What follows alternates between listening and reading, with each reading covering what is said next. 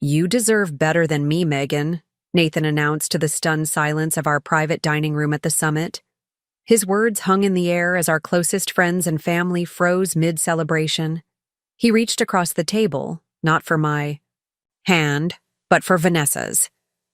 "I've been trying to find the right time to tell you this, but there's never a perfect moment for these things." I watched his face closely, the practiced sincerity in his hazel eyes, the carefully rehearsed apologetic expression. The room seemed to hold its collective breath. My mother's hand flew to her mouth. My brother Tyler's knuckles whitened around his dinner knife, but I remained perfectly calm, taking a slow sip of my champagne. "Actually, Nate," I said, my voice steady despite the hammering of my heart, "your timing is impeccable."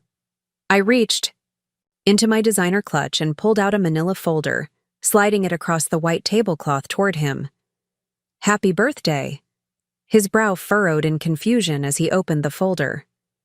I saw the exact moment realization dawned, his face draining of color, eyes widening in disbelief as he processed the documents before him. The controlling stake acquisition papers for Omni Solutions. His company. Now, my company. "What is this?" he whispered, voice suddenly hoarse. "How did you—" "It's simple, really," I replied, lifting my glass in a mock toast. "While you were busy building a future with Vanessa, I was busy securing mine." I smiled, and for the first time in months, it reached my eyes. "You're right about one thing, though. I do deserve better." Before we jump back in, tell us where you're tuning in from.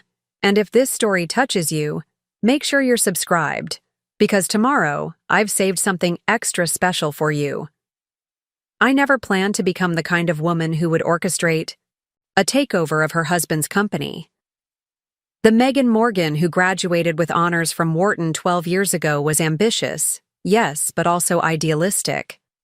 I believed in partnership, in building something meaningful together with someone who valued me as much as I valued them. That Megan met Nathan Williams at a tech investment conference in San Francisco. He was charismatic, brilliant, and driven. The Kicks, founder of a promising startup called Omni Solutions that was developing innovative supply chain management software. I was a rising star at Horizon Ventures, keen to spot the next unicorn.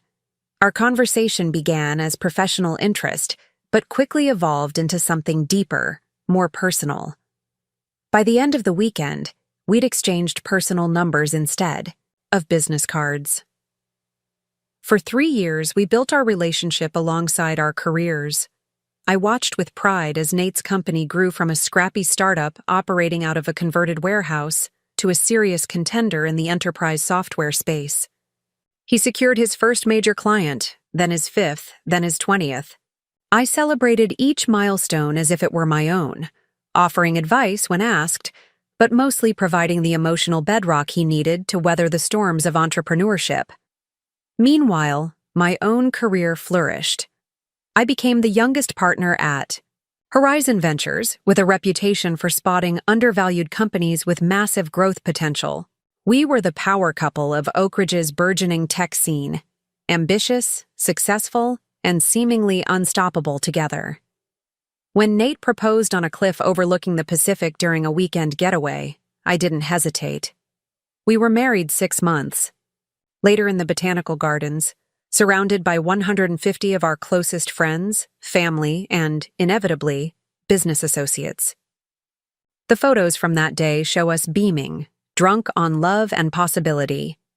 If someone had shown me a glimpse of the future then, of me sitting in my office after hours, methodically planning the acquisition of my husband's company as revenge for his betrayal, I would have laughed in disbelief.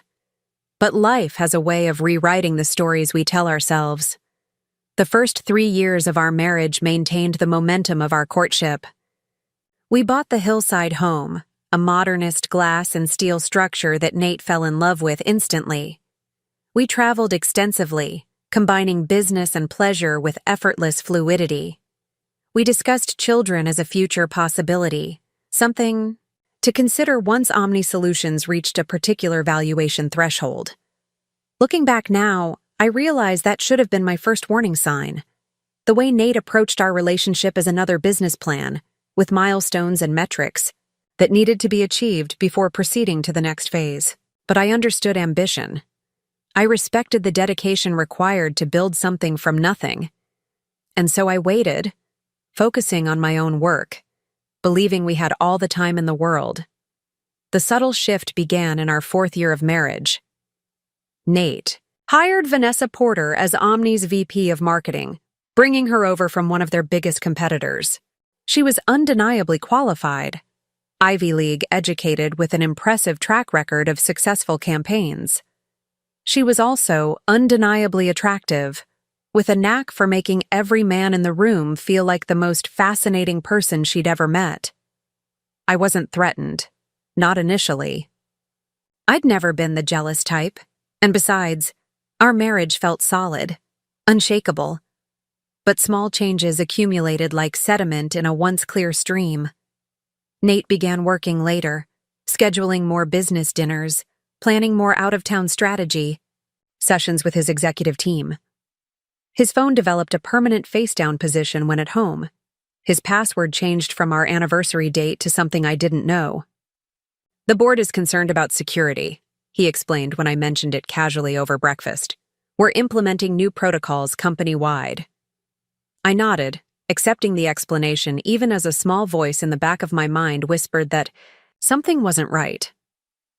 That voice grew louder at the company's holiday party, when I noticed the way Vanessa's hand lingered on Nate's arm as they discussed quarterly projections, the way his eyes followed her across the room when she moved to refresh her drink. Still, I said nothing.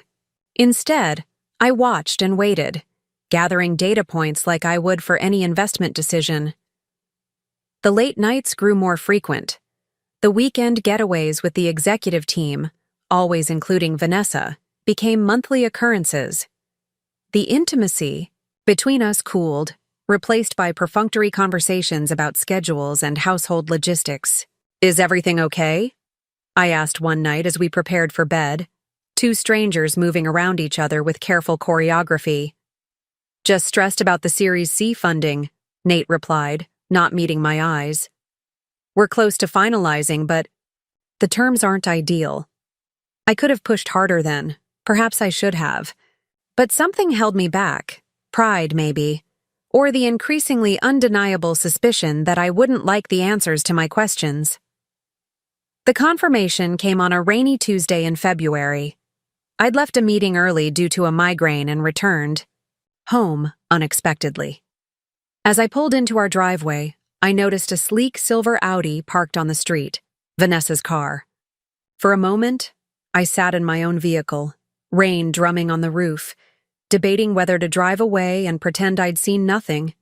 But that had never been my nature. I'd built my career on facing reality head-on, however uncomfortable. The house was quiet when I entered, but there was a half-empty wine glass on the kitchen counter, a red blend from the vineyard we'd visited on our anniversary trip to Sonoma. I moved through the house silently, each step bringing me closer to a truth I already knew. When I reached our bedroom door, I paused, hand hovering over the knob. Inside, I heard Vanessa's laugh, the same one I'd heard at countless company events, but softer now, intimate. Then Nate's voice, murmuring something I couldn't make out, followed by silence. I didn't open the door. I didn't need to. Instead, I retreated as quietly as I'd arrived, got back in my car, and drove to Alicia's apartment across town. My oldest friend took one look at my face and wordlessly poured me a generous glass of bourbon. "How long have you suspected?" she asked after I'd explained the situation. "Months," I admitted. "But suspecting and knowing are different things. What are you going to do?" I stared into my glass, watching the amber liquid catch the light. "I don't know yet." But that wasn't entirely true. Already, the analytical part of my brain was whirring to life, assessing options, calculating potential outcomes. Not just for my marriage, but for the financial entanglement that 8 years with Nathan had created. The next morning, I called Diana Patel, the sharpest divorce attorney in Oak Ridge.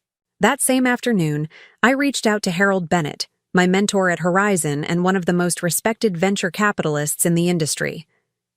"I need advice, Harold," I said, after explaining the situation in clinical terms, as if discussing a troubled investment rather than my crumbling marriage. Omni Solutions is approaching their Series C. Nate owns 51% of the company. What would it take to acquire a controlling interest? Harold's silence spoke volumes. When he finally responded, his voice was measured. "That would be an unconventional move, Megan. Some might call it vindictive." "I call it strategic," I countered. "Omni has always been undervalued. With the right leadership and resources, it could be worth 3 times its current valuation within 18 months. And the fact that it's your husband's company?" "Soon-to-be ex-husband," I corrected. "And yes, that's a factor, but not the only one. This is business, Harold. A good opportunity disguised as an emotional decision." After another long pause, Harold sighed. "I'll make some calls. But Megan, be sure this is what you want." Preparing and narrating this story took us a lot of time, so if you are enjoying it, subscribe to our channel. It means a lot to us. Now back to the story. Revenge might feel satisfying in the moment, but it rarely brings peace. I thanked him and ended the call, already preparing for my next move. What Harold didn't understand was that this wasn't about revenge, not entirely. It was about reclaiming power in a situation where I'd been made to feel powerless. It was about refusing to be the woman left behind while my husband built a new life with someone else. For the next 6 weeks, I lived a double life. At home, I pretended nothing had changed. I maintained our routine, asked about Nate's day, nodded sympathetically when he complained about investor pressure or implementation challenges with a new client. I didn't confront him about Vanessa. I didn't hint at my knowledge of their affair. Instead, I became a consummate actress playing the role of supportive wife while systematically preparing to dismantle the life we'd built. With Diana, I mapped out a divorce strategy that would protect my assets and maximize my position. With Harold, I developed an acquisition plan for Omni Solutions, focusing on minority shareholders who might be amenable to selling their stakes. I liquidated some of my personal investments, secured a line of credit against my Horizon partnership shares, and cultivated relationships with several of Omni's board members. The pieces fell into place with surprising ease. Perhaps the universe was compensating for the collapse of my personal life by smoothing my professional path. Or perhaps it was simply that I'd unleashed the full force of my strategic capabilities, unhampered by emotional considerations that had previously constrained me. 2 of Omni's early investors were looking to exit before the Series C diluted their shares further. Another board member, concerned about recent performance metrics, was quietly seeking an out. The company's valuation, while impressive for its growth stage, still left room for significant upside, exactly the kind of opportunity I specialized in identifying at Horizon. By the end of March, I had secured commitments for 27% of Omni's shares. Combined with the 5% that Nate had gifted me on our 5th anniversary, "Because we're in this together," he'd said at the time, I was approaching the threshold needed for control. The final piece came from an unexpected source: Justin Hayes, Nate's co-founder and childhood friend. Justin requested a discreet meeting at a coffee shop outside of Oak Ridge, away from the tech community's prying eyes. I'd always liked Justin. He was the technical genius behind Omni's product, while Nate was the visionary frontman. "I know what you're doing," he said without preamble after we'd seated ourselves in a corner table. "And I know why." I kept my expression neutral. "I'm not sure what you mean." Justin gave me a look that was equal parts exhaustion and disappointment. "Vanessa isn't the first, Megan. There was someone at the Denver conference last year, and an investor relations consultant before that. I've covered for him more times than I care to admit, and I'm done." The revelation shouldn't have hurt, not after everything, but it did. Not because I still loved Nate, but because it confirmed how thoroughly I'd been deceived, how blind I'd been to the reality of my marriage. "Why are you telling me this?" Justin pushed a folder across the table. "My shares. 19%. I want out, but not if it means leaving the company in Nate's hands. He's brilliant, but he's become reckless, making promises to clients we can't keep, pursuing growth at the expense of our core product integrity. The affair with Vanessa is just a symptom of a larger problem." I stared at the folder, understanding the magnitude of what Justin was offering. "Why me?" "Because you're smart, because you understand the business, and because despite everything, I know you still believe in what we built." He stood, dropping a 20 on the table for our untouched coffees. "Just promise me one thing. When you take control, focus on the company, not on punishing Nate.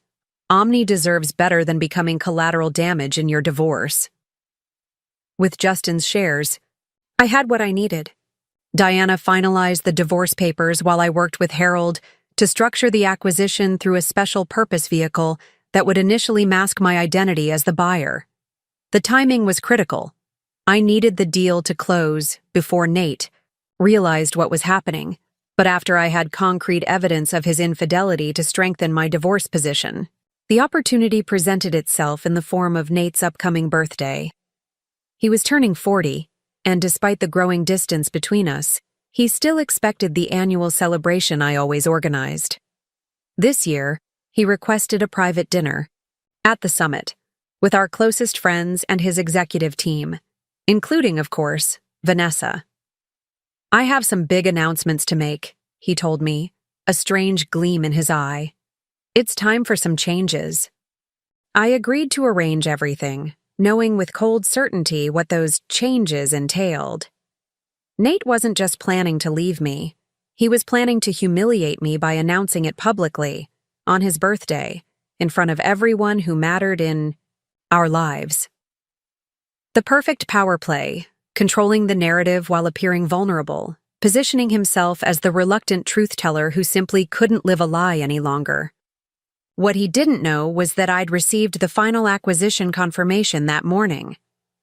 As of 9 a.m., I effectively controlled 51% of Omni Solutions through a combination of direct shares and proxies. The disclosure documents were being processed, even as Nate asked me to plan the dinner that would serve as the stage for my public dismissal. I booked the private dining room at the summit, specified Nate's favorite wines, and selected a menu featuring all his preferred dishes. I invited his parents, my family, our closest friends, and key members of Omni's leadership team. I wore the sapphire blue dress he'd always loved, arranged my hair the way he preferred, and arrived early to ensure everything was perfect. And then I waited, outwardly serene, inwardly coiled like a spring, for the moment when my husband would attempt to destroy me, unaware that I had already reclaimed my power. The dinner progressed predictably at first. Cocktails, appetizers, warm conversation punctuated by occasional awkward pauses when Vanessa and Nate exchanged glances they thought were subtle. My brother Tyler, who had never fully warmed to Nate, watched these interactions with narrowed eyes, occasionally shooting questioning looks in my direction. I gave him reassuring smiles, silently willing him to be patient. As the main course was cleared, Nate tapped his knife against his wine glass, calling for attention. The room quieted, all eyes turning to the birthday celebrant, resplendent in his custom suit and signature confidence. "First, I want to thank everyone for being here tonight," he began, flashing the charismatic smile that had helped him secure millions in venture funding. Turning 40 feels like a moment for reflection and honesty, for looking at your life and asking if you're living authentically. I caught my mother's eye across the table. She frowned slightly, sensing something. A miss in his tone. "The truth is," Nate continued, "I haven't been. Living authentically, that is." He paused, scanning the room before his gaze settled on me with practiced regret. "Megan and I have had a wonderful partnership. She's brilliant, supportive, everything a man could want in a wife. But sometimes, life takes us in unexpected directions. That's when he reached for Vanessa's hand, intertwining his fingers with hers on top of the white tablecloth. "You deserve better than me, Megan," he announced, to the stunned silence. His words hung in the air as our guests froze mid-celebration. "I've been trying to find the right time to tell you this, but there's never a perfect moment for these things." I watched his face closely, the practiced sincerity in his hazel eyes, the carefully rehearsed apologetic expression. The room seemed to hold its collective breath. My mother's hand flew to her mouth. Tyler's knuckles whitened around his dinner knife. But I remained perfectly calm, taking a slow sip of my champagne. "Actually, Nate," I said, my voice steady despite the hammering of my heart, "your timing is impeccable." I reached into my designer clutch and pulled out a manila folder, sliding it across the white tablecloth toward him. "Happy birthday." His brow furrowed in confusion as he opened the folder. I saw the exact moment realization dawned, his face draining of color, eyes widening in disbelief as he processed the documents before him. The controlling stake acquisition papers for Omni Solutions, his company, now my company. "What is this?" he whispered, voice suddenly hoarse. "How did you—" "It's simple, really," I replied, lifting my glass in a mock toast. "While you were busy building a future with Vanessa, I was busy securing mine." I smiled, and for the first time in months, it reached my eyes. "You're right. About one thing, though. I do deserve better." Vanessa pulled her hand from Nate's, staring at the documents with growing horror. "Nathan, what is she talking about?" Justin, seated at the far end of the table, couldn't suppress a slight smile. "I believe Megan is saying she now controls Omni Solutions." "That's impossible," Nate snapped, flipping through the papers with increasing agitation. "I own 51%. "You did," I corrected gently. "Until quite recently. Check the signatures, Nate. It's all there." His eyes darted across the pages, recognition flashing as he saw Justin's name among the sellers. "You—" He turned to his co-founder, betrayal etched across his features. "How could you?" "Easily," Justin replied, his voice level. "About as easily as you betrayed your wife." Nate turned back to me, shock giving way to anger. "This is insane. You can't run Omni. You don't understand the product, the market." "No?" I interrupted. "Funny, I recall offering quite a bit of insight over the years. Insight you often implemented." I leaned forward slightly. "Did you think I was just being a supportive wife? I'm a venture capitalist, Nate. Evaluating tech companies is what I do." "This won't stand," he threatened, though his voice lacked conviction. "The board won't accept this hostile takeover." "The board already has," I replied. "I spoke with them individually over the past week. They were particularly interested in my plans to address the implementation issues with the Carter account and the ongoing server stability problems that engineering has been struggling with. Oh, and they're quite excited about the strategic partnership I'm bringing with Horizon. We'll be announcing it next quarter." The silence that followed was deafening. I could see our guests processing what they were witnessing, not just the revelation of Nate's affair, but the complete reversal of power happening before their eyes. My mother broke the tension with a short, astonished laugh. "Well," she said, reaching for her wine, "this is certainly more exciting than last year's birthday dinner." Tyler raised his glass to me, pride evident in his expression. "To my sister, always 3 steps ahead." "This isn't over," Nate stated, though the fight was visibly draining from him as the implications of his new reality sank in. "Actually, it is," I replied, standing and gathering my clutch. "The divorce papers will be delivered to your office tomorrow. Don't worry, they're quite fair. I have no interest in punishing you, Nate. As of today, I'm far more interested in running your company than ruining your life." I glanced at Vanessa, who seemed to be shrinking in her chair. Though I should mention there will be some immediate changes to the executive team. I'm sure you understand.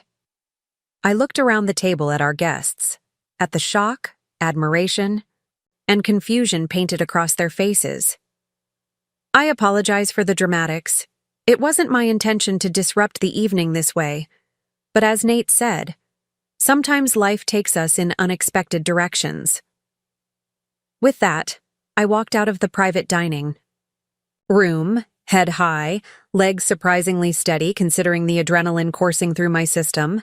In the restaurant's elegant lobby, I paused, suddenly aware that I was starting a completely new chapter of my life, one I hadn't planned for, but one that held unexpected promise.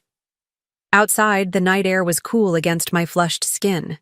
I took a deep breath, feeling the weight of the past months lifting from my shoulders. My phone buzzed with a text from Alicia. "Well?" I smiled, typing back, "I own a tech company now. Drinks tomorrow?" Then I slipped my phone back into my clutch and hailed a taxi. Not to the Hillside House. I'd never spend another night there, but to the downtown hotel where I'd reserved a suite earlier that day. Tomorrow there would be logistics to manage, questions to answer, a company to run. But tonight, I would savor this moment of perfect clarity, this unexpected freedom that had emerged from betrayal. As the taxi pulled away from the summit, I caught a glimpse of Nate through the restaurant's windows, still seated at the table, staring at the documents that represented the end of one life and the beginning of another. For both of us, the aftermath was both simpler and more complicated than I'd anticipated. I awoke the next morning in my hotel suite to dozens of missed calls and messages, from family members checking on me, friends expressing shock or support, board members seeking reassurance, and of course, multiple furious texts from Nate. I ignored them all until I'd showered, ordered room service, and savored a cup of perfectly brewed coffee. Then I called Diana first, confirming that the divorce papers would be delivered to Nate's office that morning. Next, I phoned Harold, thanking him for his assistance and discussing the press release we'd need to craft about Omni's change in leadership. Finally, I called Alicia. "You're a legend," she said the moment she picked up. "Tyler called me last night after the dinner. The whole tech community will be talking about this for years."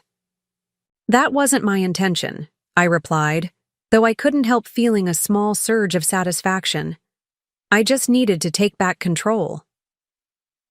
"Well, mission spectacularly accomplished. So what's next, CEO?" The question gave me pause. What was next? I'd been so focused on the acquisition, on the perfect moment of revelation, that I hadn't fully processed the day-to-day reality of what would follow. "I need to meet with the executive team," I said, thinking aloud. "Reassure the employees. Review the financials in detail, and find a new place to live. Start with the last one," Alicia advised. "You need a headquarters for your new life." She was right. I needed a space that was entirely mine, unburdened by memories or associations with Nate.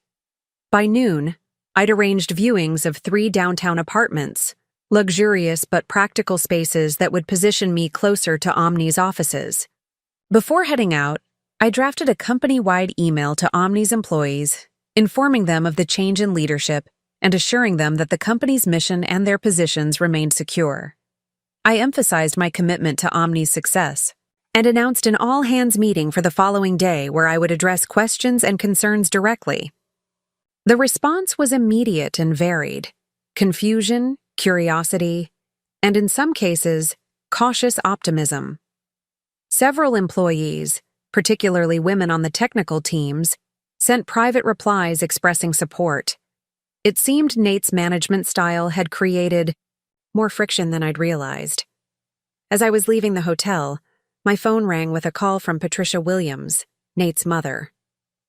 I hesitated before answering, unsure what to expect. "Megan?" she began, her voice tight with emotion. "I don't know what to say about last night." "There's nothing to say, Patricia. I'm sorry you and George had to witness that."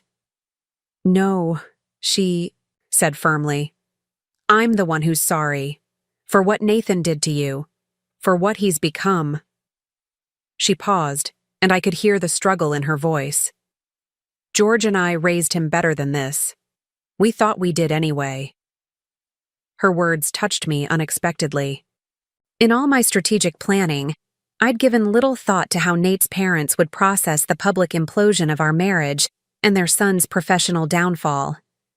This isn't your fault, I assured her. Nate made his choices. As did you, Patricia replied, a note of something like grudging admiration entering her voice. It was. Quite something what you did. I don't know whether to be horrified or impressed. I laughed despite myself. I'm still figuring that out myself.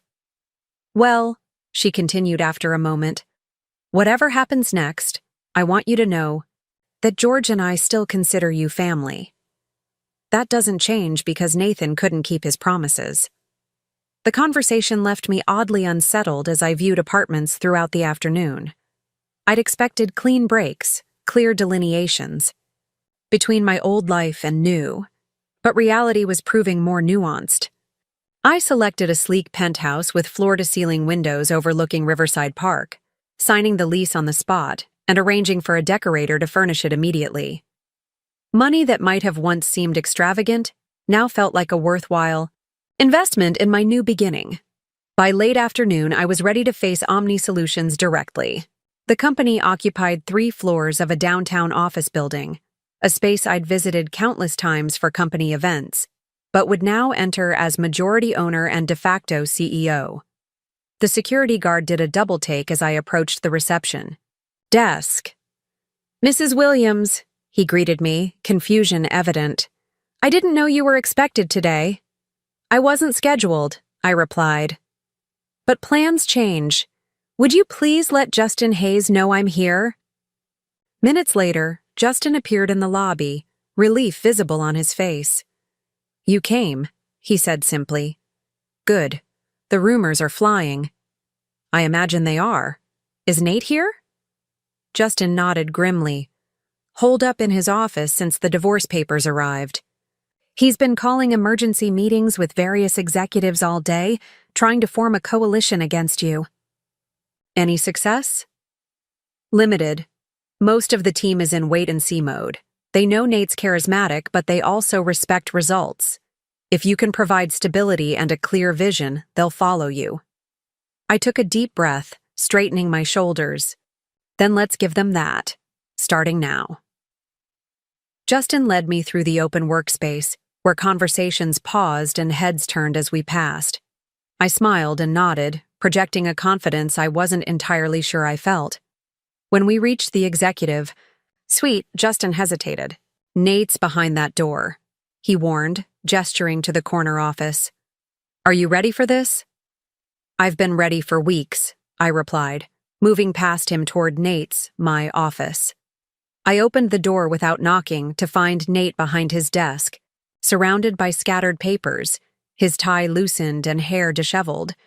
With him were Vanessa and 2 other executives, heads bent in intense discussion that ceased the moment I appeared. Gentlemen, I nodded to the executives. I'd like a moment. Alone with Mr. Williams and Ms. Porter, please. The men exchanged uncomfortable glances before quickly excusing themselves, leaving the 3 of us in a triangle of tension. You have no right to be here, Nate began, rising from his chair. I have every right, I countered calmly. As majority, shareholder and incoming CEO, the board has already approved the transition, effective immediately.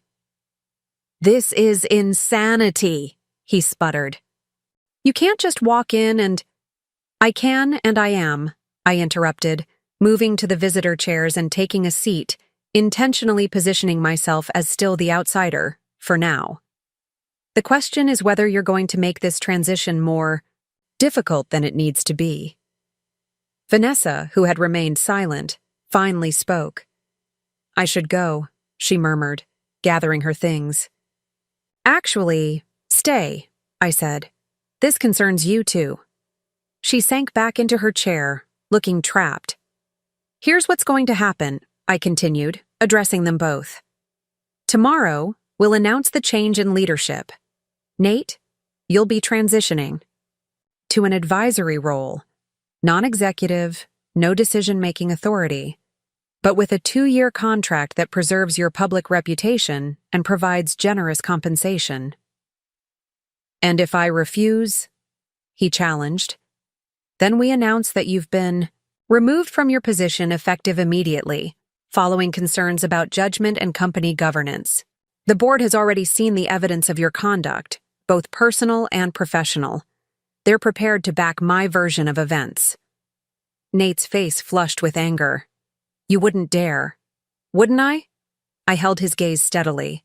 After you planned to humiliate me publicly? After months of deception? Try me, Nathan.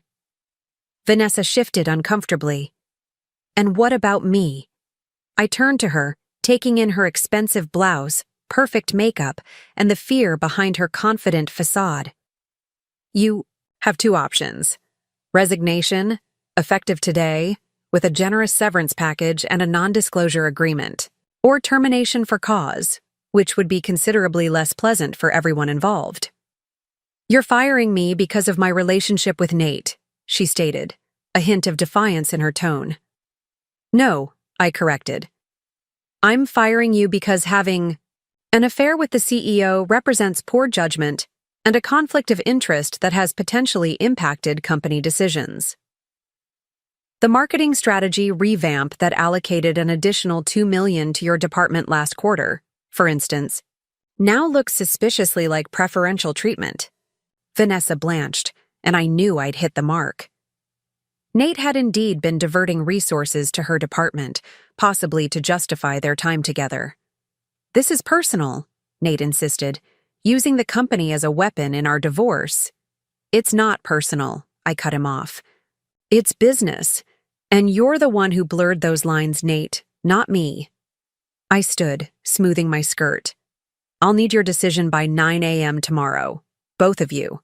Advisory role or public removal, resignation or termination. I'm sure you'll make the rational choice. As I turned to leave, Nate called after me. You won't get away with this, Megan. I paused at the door, looking back at the man I had once loved, now a stranger consumed by entitlement and anger. I already have, I replied softly. And the sooner you accept that, the sooner you can start rebuilding. I'm giving you that chance, Nate. It's more than you offered me. I closed the door behind me, heart racing but mind clear. Justin was waiting in the hallway, concern etched on his face. How did it go? About as expected, I replied. Now, show me to my temporary office. We have a company to run. That evening, I checked into a different hotel. I couldn't bear returning to the suite where I'd spent the previous night, too charged with adrenaline and vindication. Now I needed a fresh space for the next phase. Not the triumph, but the real work of reconstruction. As I sat on the edge of the hotel bed, fatigue finally catching up with me, my phone rang with a call from Tyler. How are you holding up, sis? He asked without preamble. I paused, realizing I didn't have a simple answer. I'm recalibrating. That sounds about right, he chuckled. Listen, Mom and Dad want you to know they're here whenever you're ready to talk. They're worried about you. Tell them I'm fine, I replied automatically. Are you, though? Tyler pressed. You pulled off something incredible yesterday, but that doesn't mean you're not allowed to feel the aftershocks. His perception caught me off guard. In the whirlwind of strategic moves and power plays, I'd compartmentalized my emotions, focusing solely on regaining control. But now, alone in the quiet hotel room, I felt the first tremors of delayed grief. Not for the loss of Nate or even our marriage, but for the life I'd thought I was building all these years. I'll be okay, I said finally. I just need time to process everything, to figure out who I am when I'm not defined by being Nate's wife. Well, for starters, You're the badass who outmaneuvered one of Oak Ridge's most notorious negotiators. At his own game, Tyler offered, and I could hear the smile in his voice. There's that, I acknowledged with a small laugh. Seriously, though, my brother continued, his tone softening. Whatever comes next, you're not alone in it. Remember? That. After we hung up, I ordered room service, opened my laptop, and began drafting a strategic plan for Omni's next quarter. Work had always been my refuge, the place where I felt most competent and in control. Now, with personal and professional, suddenly, irrevocably intertwined, I needed that sense of mastery more than ever. I worked until the early hours, mapping out organizational changes, product roadmaps, and potential partnerships. By the time I finally fell into an exhausted sleep, I had the skeleton of a plan that would not only stabilize Omni Solutions after the leadership shock, but potentially accelerate its growth beyond what Nate had ever envisioned. Morning arrived. Too quickly, sunlight streaming through the hotel curtains I'd forgotten to close. My phone showed multiple messages, one from Diana confirming that Nate had received the divorce papers, another from Justin reporting that chatter among employees suggested most were cautiously optimistic about the change, and a third from an unknown number that turned out to be Vanessa. I'll be submitting my resignation this morning, she'd written. For what it's worth, I'm sorry. Not just for the affair, but for underestimating you so completely. I read the message twice, unsure how to respond or whether to respond at all. Part of me wanted to maintain the cold professionalism I'd displayed in Nate's office, to keep the emotional high ground. But another part recognized the exhausting futility of sustained anger. Resignation accepted, I replied simply. I wish. You well, Vanessa. Elsewhere. By 8:30, I was back at Omni's offices, dressed in a power suit that I'd had delivered to the hotel. The executive floor was already buzzing with activity, people moving with the nervous energy that accompanies major organizational changes. I'd barely settled into the temporary office Justin had arranged when my assistant, Nate's former assistant, now mine, informed me that Mr. Williams wished to see me. Nate entered without waiting for an invitation, closing the door firmly behind him. He looked better than yesterday, freshly shaven, suit pressed, the outward appearance of control restored. But the tightness around his eyes betrayed his inner turmoil. I've decided to accept your offer, he said without preamble. The advisory role. But I have conditions. I leaned back in my chair, regarding him coolly. I'm listening. I want it clearly communicated that this transition was planned, not forced. That it's my decision to step back and focus on innovation while you handle operations. And I want my name to remain on the company. Williams needs to stay in Omni Solutions' official name. His requests were largely cosmetic, designed to preserve his ego and public image rather than maintain actual power. This was the Nate I knew, always concerned with perception, with how things appeared rather than what they actually were. The first condition is acceptable, I conceded. The press release can frame this as a planned transition, but the company name stays as is. Omni Solutions was never legally named after you, Nate. That's not changing now. He bristled, but didn't argue further on that point. And my equity compensation package? The terms in your proposal are insulting compared to standard CEO departures. The terms reflect the circumstances of your departure, I replied evenly. But I'm willing to adjust the vesting schedule if you agree to expedite the divorce proceedings. No contests, no delays, clean separation. Nate's jaw tightened as he processed the trade-off. You've thought of everything, haven't you? I had to, I said simply. You left me no choice. For a brief moment, something like genuine regret flickered across his features. I never meant for it to end this way, Megan. How did you mean, for it to end exactly? With me humiliated in front of our friends and family? With me leaving with nothing while you and Vanessa took over the life we built? He had the grace to look ashamed. It wasn't like that. I just fell out of love. It happens. No, I corrected him. What happens is that people talk about it. They seek counseling. They end relationships with dignity before starting new ones. What you did was cowardly, Nate. And that's why we're here now. Nate stared at me for a long moment, perhaps seeing me clearly for the first time in years. I underestimated you, he said finally. I underestimated you, Nate said finally. I won't make that mistake again. You won't have the opportunity, I replied, glancing at my watch. The board meeting starts in 30 minutes. I expect you'll want to prepare your statement of transition. After he left, I allowed myself a moment of quiet reflection. The confrontation had lacked the emotional catharsis I might once have expected. Instead, I felt oddly detached, viewing Nate now as a business problem to solve rather than the man who had shattered my heart. The all-hands meeting that afternoon was a study in contrasts. I stood at the podium in Omni's largest conference room, facing nearly 200 employees whose expressions ranged from suspicious to curious to openly supportive. Nate sat in the front row, the perfect picture of a founder graciously passing the torch, though I could see the tension in his shoulders, the forced nature of his smile. Many of you know me as Nathan's wife, I began, deliberately using his full name to create distance. Today, I'm speaking to you as Omni's new CEO and majority shareholder. This transition may seem sudden, but I assure you it comes after careful consideration of what's best for the company's future. I outlined my vision for Omni's next chapter: accelerated growth through strategic partnerships, including with Horizon Ventures, renewed focus on product stability before feature expansion, and an organizational restructuring that would prioritize engineering and customer success.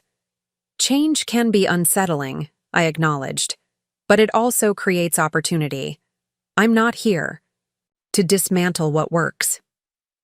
I'm here to build on Omni's strengths while addressing areas where we've fallen short. My door is open to anyone with questions or concerns. When I finished, there was a moment of silence before applause broke out, tentative, at first then more confident. As employees filed out, many stopped to introduce themselves or offer brief welcomes. Others clustered around Nate, no doubt seeking reassurance that their positions remained secure. Justin joined me as I gathered my notes. Not bad for your first CEO speech, he remarked. You hit the right balance between continuity and change. Let's hope it translates to actual results, I replied. We have a lot of work ahead. We do, he agreed. But first, you need to settle something. What's that? Where you're going to live tonight. Hotel hopping isn't sustainable, Meg. He was right, of course. I'd been postponing the inevitable, collecting my belongings from the house I'd shared with Nate. The thought of returning there, even briefly, filled me with a peculiar dread. I've leased a new place, I told him, but it won't be ready for a few days. I'll manage until then. Justin shook his head. Stay with Andrea and me.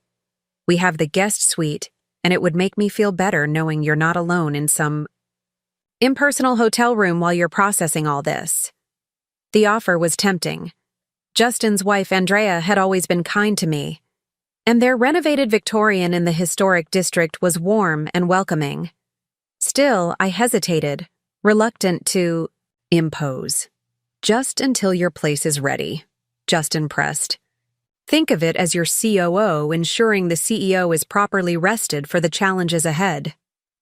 Put that way, how could I refuse? All right, I conceded, but just for a few days.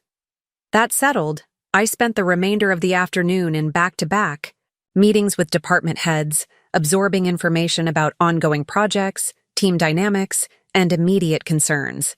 Every conversation revealed new insights into how Nate had been running the company, some impressive, others troubling. By evening, I was mentally exhausted but clear-eyed about the immediate priorities. Omni had a strong foundation and talented people.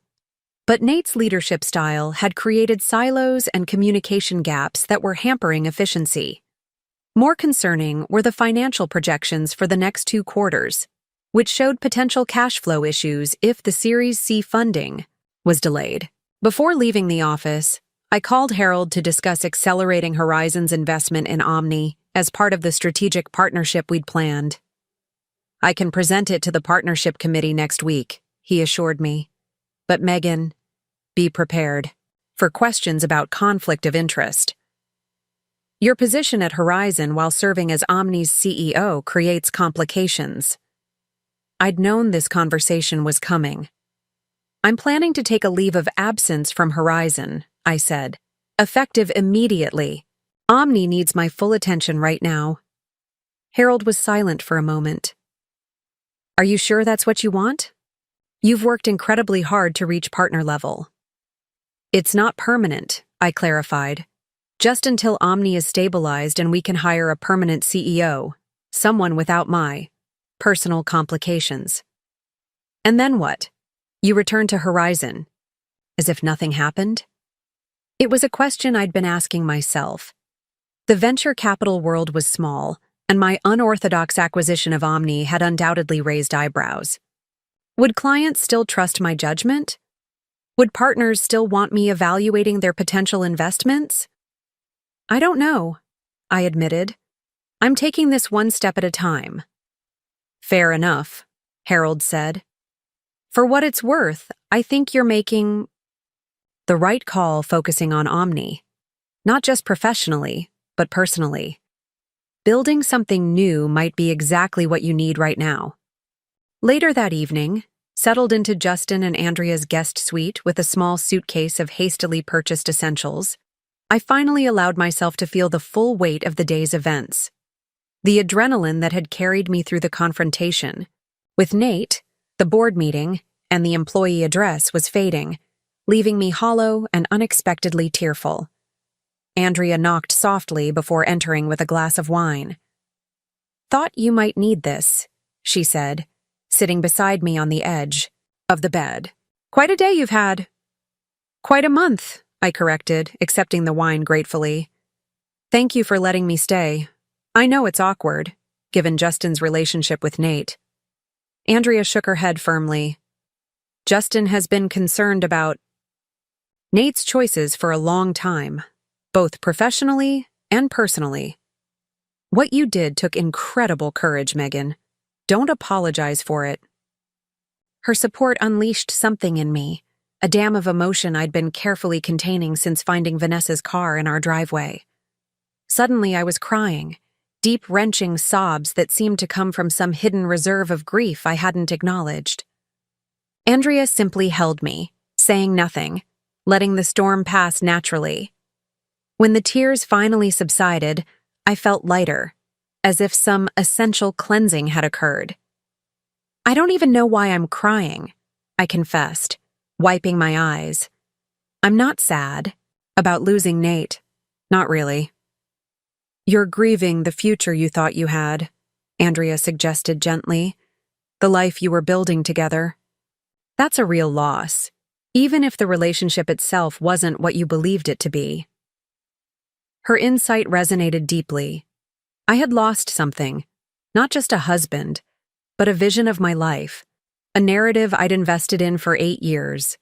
Now I was starting from scratch, personally if not professionally, and the blank canvas was both liberating and terrifying. "How do I start over at 37? I wondered aloud. Andrea smiled. "One decision at a time. And maybe with a proper meal. Justin's making his famous risotto. Come down when you're ready." After she left, I took a long shower, letting the hot water wash away the tension of the day. As steam filled the bathroom, I studied my reflection in the mirror, really looked at myself in a way I hadn't in months, maybe years. The woman staring back at me was both familiar and strange. Same green eyes, same high cheekbones, same auburn hair now darkened by water. But there was something different in her expression, a clarity, a determination that hadn't been there before. This was the face of a woman who had reclaimed her power, who had refused to be discarded. The face of someone I was just getting to know. The next morning, I awoke before dawn, my mind already racing with Omni-related tasks and decisions. Rather than fighting it, I slipped out of bed, brewed coffee in the guest suite's small kitchenette, and opened my laptop. By the time Justin knocked on my door to offer a ride to the office, I had drafted a comprehensive 90-day plan for addressing Omni's most pressing issues. "You're going to burn out if you keep this pace," he warned as we drove downtown. "Probably," I agreed, "but right now, work is the best distraction I have." The remainder of the week followed a similar pattern: 14-hour days at the office, dealing with everything from nervous clients to concerned investors to the press, who had quickly caught wind of Omni's unusual leadership change. I gave just one interview to a respected tech industry publication, framing the transition as a natural evolution for the company, while sidestepping questions about my personal relationship with Nate. By Friday, the initial shock had begun to settle into a new normal. Nate had moved out of our office, relocating to a smaller space at the end of the executive corridor. He maintained a cordial, professional demeanor in the handful of interactions we couldn't avoid, though I noticed he scheduled his meetings to minimize the chance of running into me. That afternoon, Diana called with an update on the divorce proceedings. "Nathan's attorney has requested a meeting," she said. "Apparently, he's willing to expedite the process if you'll agree to certain terms." "What kind of terms?" "Most are standard: division of joint assets, tax considerations. But there's one unusual request. He wants you to agree to transition out of Omni's CEO role within 12 months. I frowned. "That's not a divorce issue. That's a company governance matter." "Precisely what I told his counsel," Diana replied, "but he's quite insistent." Reading between the lines, I think Nathan's struggling with the idea of reporting to you, even indirectly, for an extended period. "That's hardly my problem," I said, though in truth, I had no desire to remain Omni's CEO indefinitely. My goal had been to secure control, stabilize the company, and eventually install leadership untainted by our personal drama. "Of course not," Diana agreed. "But if agreeing to a planned transition, on your terms, with your timeline, speeds up the divorce, it might be worth considering." I weighed the proposal. I'll agree to include language about a transition, but without a specific timeline, and contingent on Nathan's full cooperation during whatever period I remain CEO. One hint of undermining me, and all bets are off. "I'll draft the language," Diana promised. "On another note, we should discuss the Hillside house. Do you want to maintain ownership or sell?" The question caught me off guard. I hadn't given much thought to the house beyond knowing I couldn't live there again. Too many memories. Too much Nate in every corner. "Sell it," I decided. "I don't want to fight over furniture or artwork or any of it. We can divide the proceeds and move on." After ending the call, I stood at my office window, looking out over the city skyline. The home Nate and I had shared, with its carefully selected furnishings and meticulously landscaped gardens, had once represented the achievement of a shared dream. Now it felt like an artifact from someone else's life. Beautiful, but no longer relevant to who I was becoming. My phone buzzed with a text from the interior designer handling my new apartment. The furnishings had been delivered ahead of schedule, and the place was ready for occupancy. Attached was a photo of the finished living room, sleek, modern, and utterly unlike the aesthetic I'd shared with Nate. "Perfect," I replied. "I'll move in tonight." Leaving the office early felt like a small act of rebellion against the punishing schedule I'd imposed on myself. I stopped at a boutique to purchase a few essential clothing items, then at a gourmet market for wine and simple provisions. By the time I reached the downtown apartment building, dusk was falling over the city, bathing the glass towers in golden light. The penthouse was exactly as I'd envisioned, spacious yet intimate, with floor-to-ceiling windows showcasing panoramic views of Oak Ridge. The designer had interpreted my hastily communicated preferences beautifully, creating a space that felt both sophisticated and comfortable. Most importantly, it contained no echoes of my life with Nate. This was a blank slate, an environment, without history or expectations. I moved through the room slowly, familiarizing myself with my new home. The kitchen with its waterfall marble island and professional-grade appliances. The primary bedroom with its platform bed positioned to capture the morning light. The second bedroom converted to a home office, ready for the inevitable late nights and early mornings. In the living room, I opened the wine I'd purchased, a Cabernet from a small vineyard I'd invested in personally years ago, before meeting Nate. As I sipped from a newly purchased glass, I realized this was the first moment of true solitude I'd experienced since the night of Nate's birthday dinner. No hotel staff, no well-meaning friends, no concerned family members checking in. Just me, in a space that was entirely mine, facing a future I was creating step by step. The sensation was disorienting but not unpleasant. For 8 years, my identity had been partially defined by my relationship with Nate, as his girlfriend, his fiancée, his wife. Now I was simply Megan, not Megan Williams, not even Megan Morgan again, at least not legally yet. Just Megan, figuring out who she wanted to be in this unexpected second act. I stepped onto the balcony, letting the cool evening air caress my face. Below, the city pulsed with Friday night energy, couples heading to dinner, friends meeting, for drinks, lives unfolding in their own particular rhythms. Somewhere out there, Nate was adjusting to his new reality too. I wondered briefly where he was staying, who he was with. Was Vanessa still in the picture, now that the affair had cost them both so dearly? Surprisingly, I found I didn't much care. My phone rang, breaking the moment of reflection. It was my mother, checking in as she did daily since the dinner.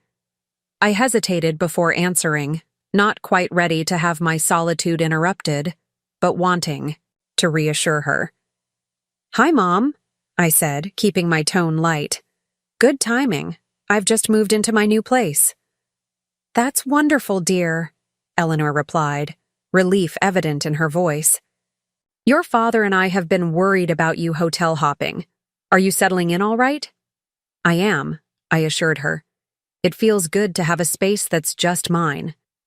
"I'm glad," she said, then paused. "We saw Patricia at the farmer's market this morning." My stomach tightened. "How was that?" "Strange," Eleanor admitted. "But not hostile. She actually asked how you were doing, said she and George are still processing everything." "I spoke with her briefly after that night," I said. She was surprisingly understanding. "Well, you're not the villain in this story, Megan, regardless of how dramatically things unfolded. Anyone who knows you understands that." Her words, though meant to comfort, struck a dissonant chord.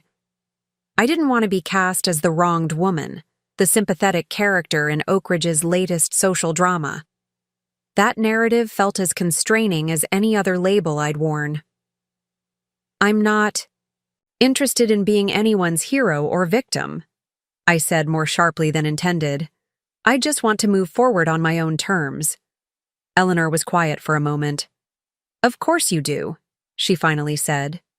"And you will. But don't shut out the people who love you along the way, Megan. We're not trying to define you. We just want to support you." Her gentle rebuke was deserved. In my determination to assert independence, I'd been holding everyone at arm's length, even those who had never given me reason to doubt their intentions. "You're right," I acknowledged. "I'm sorry, Mom. I'm still figuring out how to navigate all this. Would you and Dad like to come see the new place next week? Maybe for dinner?" "We'd love that," she said warmly. "And Megan, I'm proud of you. Not for outsmarting Nathan or taking control of his company, though that was certainly impressive, but for refusing to let his choices determine your worth. That's the daughter we raised." After we hung up, I remained on the balcony, considering her words. Had I really refused to let Nate's betrayal define me? Or had I simply channeled my hurt into a different kind of power play? The line between reclaiming agency and seeking revenge was blurrier than I cared to admit. The weekend passed in a blur of small domestic activities that took on outsized significance in my new circumstances. I arranged and rearranged my limited belongings in the penthouse. I purchased essential items, everything from kitchen basics to bathroom necessities, many of which I'd left behind at the hillside house rather than engage in petty disputes over possessions. I also worked, of course. Omni's challenges didn't observe weekends, and my inbox remained perpetually full with issues requiring the CEO's attention. But I forced myself to maintain some balance, to step away from the laptop periodically, and simply exist in my new space.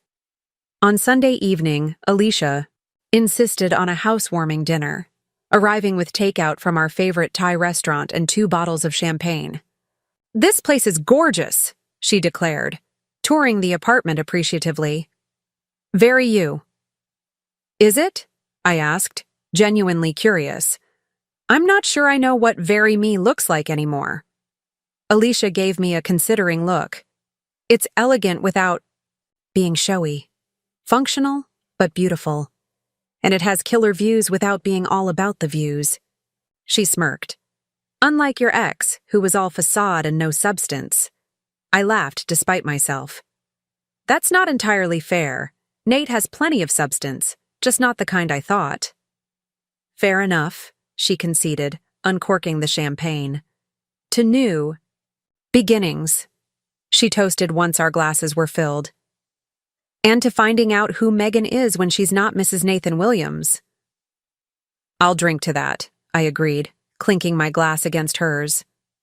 After dinner, seated on my new sofa with the city lights twinkling beyond the windows, Alicia broached the subject I'd been avoiding. "Have you thought about dating again? Once the divorce is final, of course." "Honestly? Not even remotely." The idea seemed absurd given the current state of my life.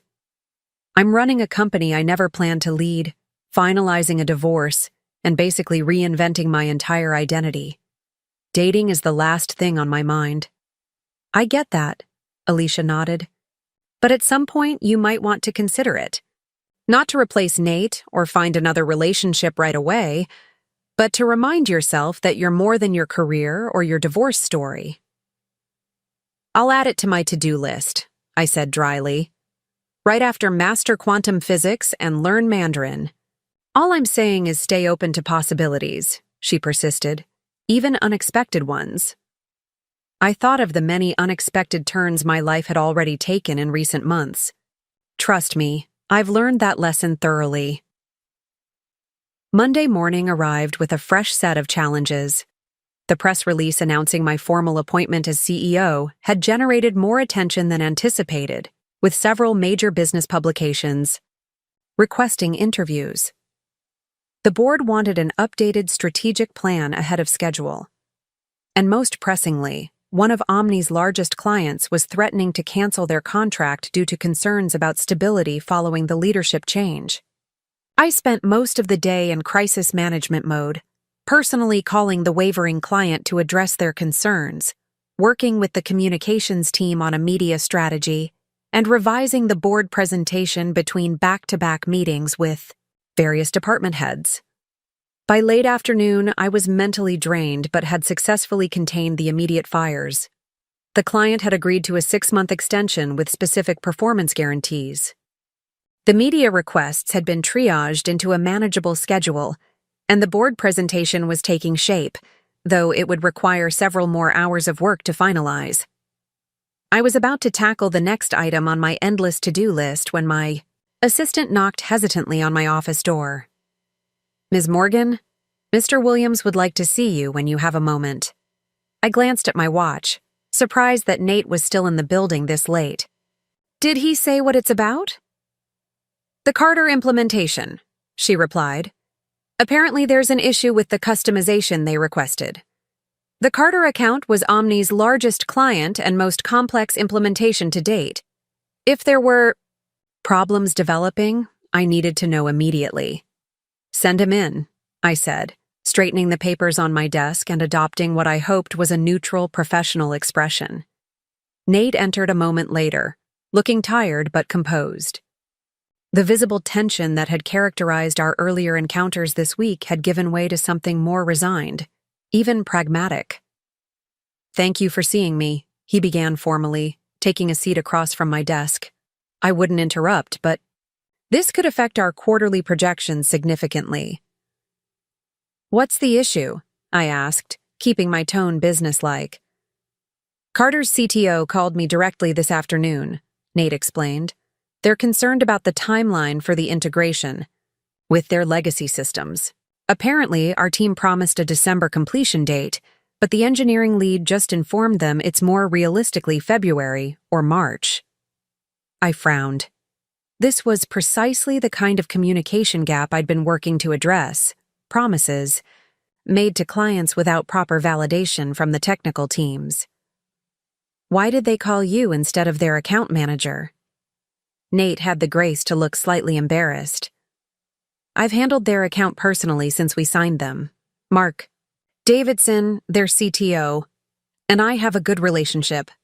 Golf buddies," he added with a small shrug. Of course they were.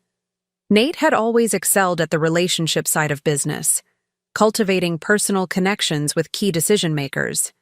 It was one of his genuine strengths as a founder. "What? Did you tell him?"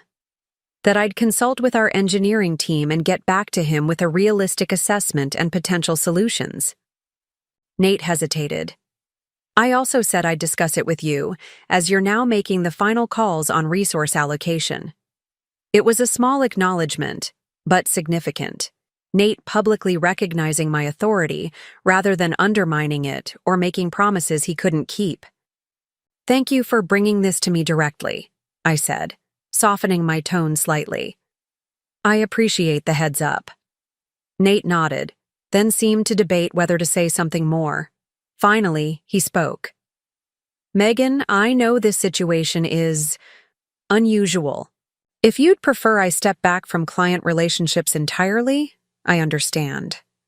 But I do think my history with accounts like Carter could be valuable during this transition." It was a reasonable point, and one I'd been considering myself.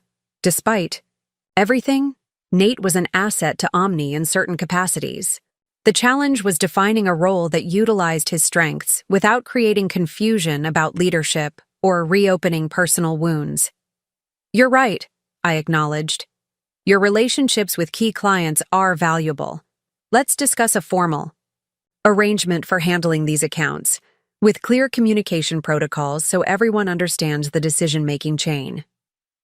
Relief flickered across Nate's features. "That seems fair. I'll have my assistant schedule time for that discussion."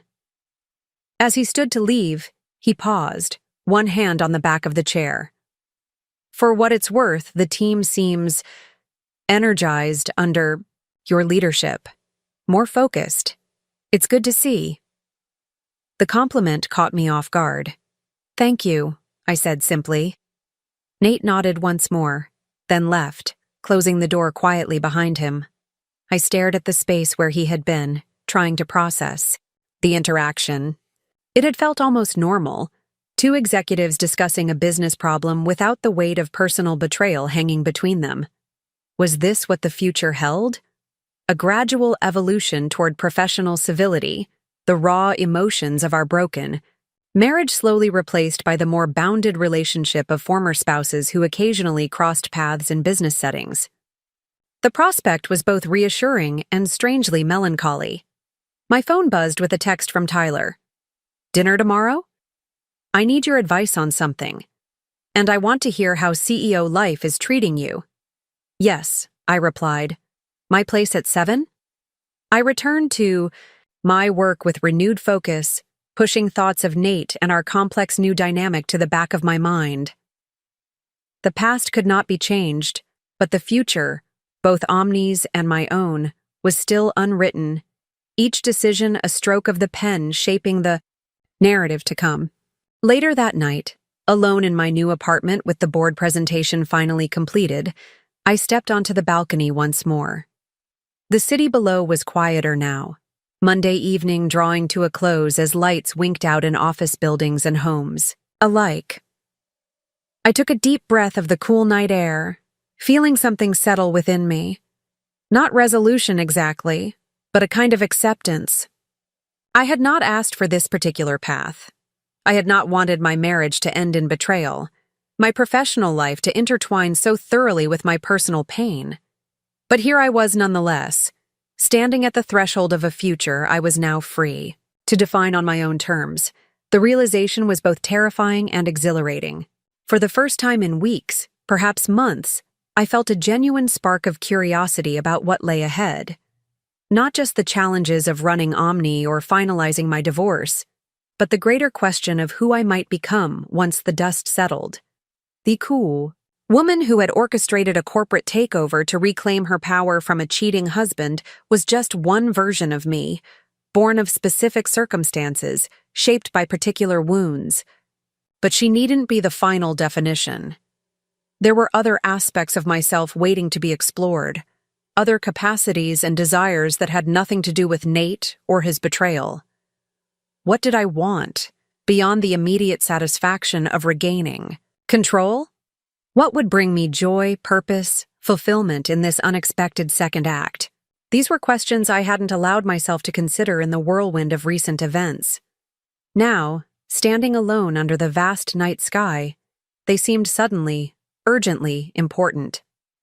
The next 6 weeks marked a period of intense transformation, both for Omni Solutions and for me personally.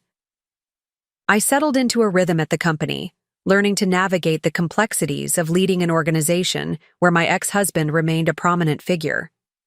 The initial shock of the leadership change gave way to a cautious optimism, as our first quarter under my direction showed promising results. Revenue slightly above projections and client retention higher than anticipated. My relationship with Nate evolved into something I couldn't have imagined during those raw first days. Not friendship, certainly not reconciliation, but a wary professional respect that sometimes surprised us both.